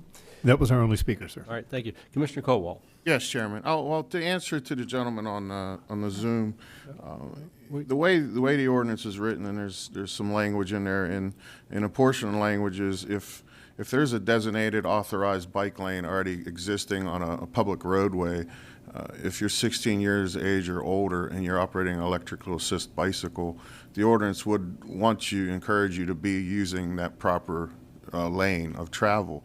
But if there's not one exists, like say Airport Road, which is a major road that does not have a bicycle lane designated to it, you would then be authorized to operate on a sidewalk.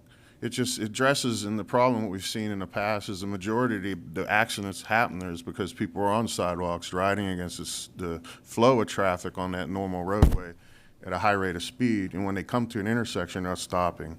And that's when you have the collision between the car and the bike, and that's where we see the majority of our injuries and our serious injuries in those situations, because typically the driver's not paying attention to anything traveling 20, 25 miles per hour on a sidewalk coming in the opposite direction. They're usually paying their attention to the traffic flow, which is coming from their left. So these are all going to be addressed in the language in the ordinance, so to make it safer, I believe, for everybody. But I don't know if that helps answer your question. And you would not be put under the roadway if there's not a safe designated bicycle path already on the roadway. Okay. All right. Any other comments? Then the issue is whether we're going to advertise this. Yes. Have you made the motion, Ed? Yes. Okay. And I you seconded seconded it. All right.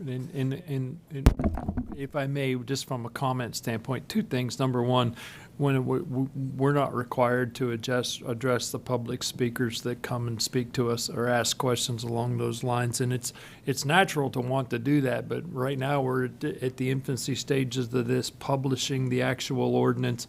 If you and I'd like to see the actual ordinance come through and then hear comment from you, if you have a moment, to share your experiences so far, because from what I understand, a large portion of this has to do with actual enforcement that travels along with this ordinance. Well, a majority of it, the beginning is going to be education. And I think that's going to be the big part, especially with our children. Well, that's imperative. I concur 100%. That's imperative. Commissioner LaCastro. I think as we explore this, one thing that I keep hearing the public say is sidewalks, sidewalks, sidewalks.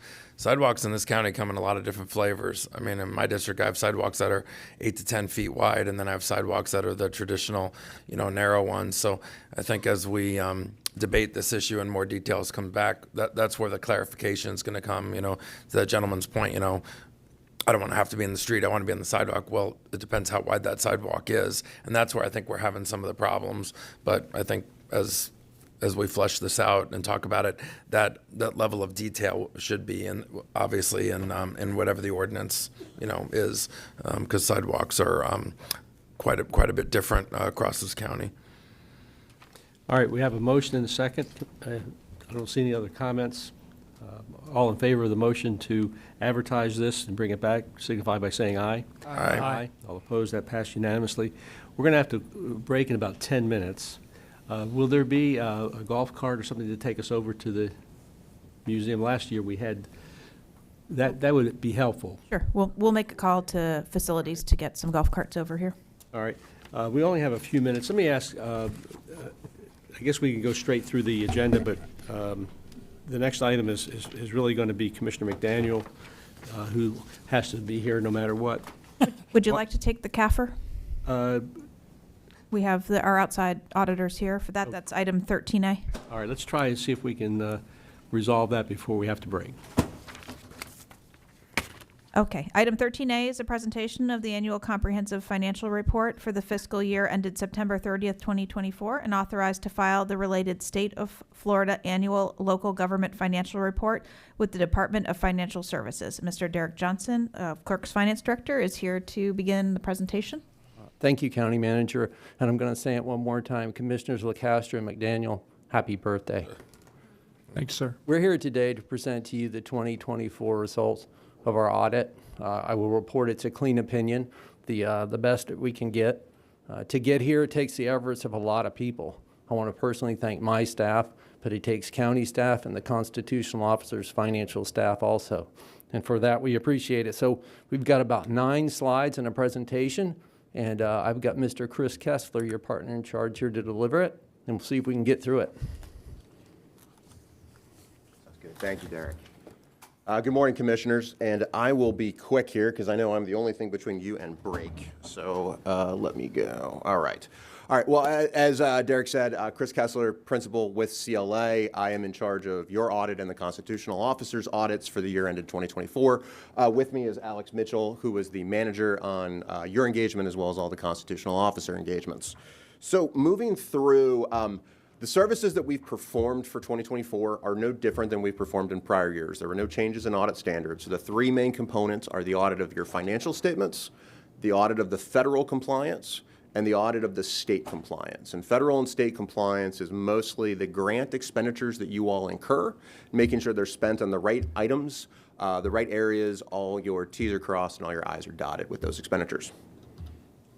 The reports that we deliver have not changed from prior years. Audit standards, again, have not changed in this regard. So the 5 components of what we issue to you all are the independent auditor's report, the report on internal controls, which is where findings or issues would be reported if there were any, independent auditor's report on compliance, which is your single audit over federal and state compliance, the independent accountant's report on compliance, which is a requirement of the Florida Auditor General on certain compliance areas with E911 and handling of public investments, as well as a management letter that is required by the Florida Auditor General to report any other issues that may arise during the audit. There were none, so your management letters, straightforward boilerplate template language.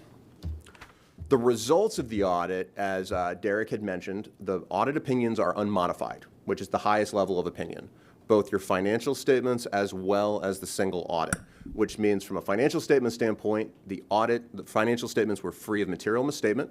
The numbers in there are accurate. And from a single audit standpoint, that means there was no material non-compliance with what we looked at.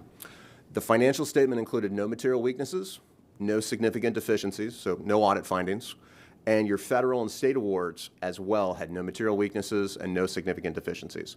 So no findings in either of those reports. So clean across the board, highest level that you all can receive.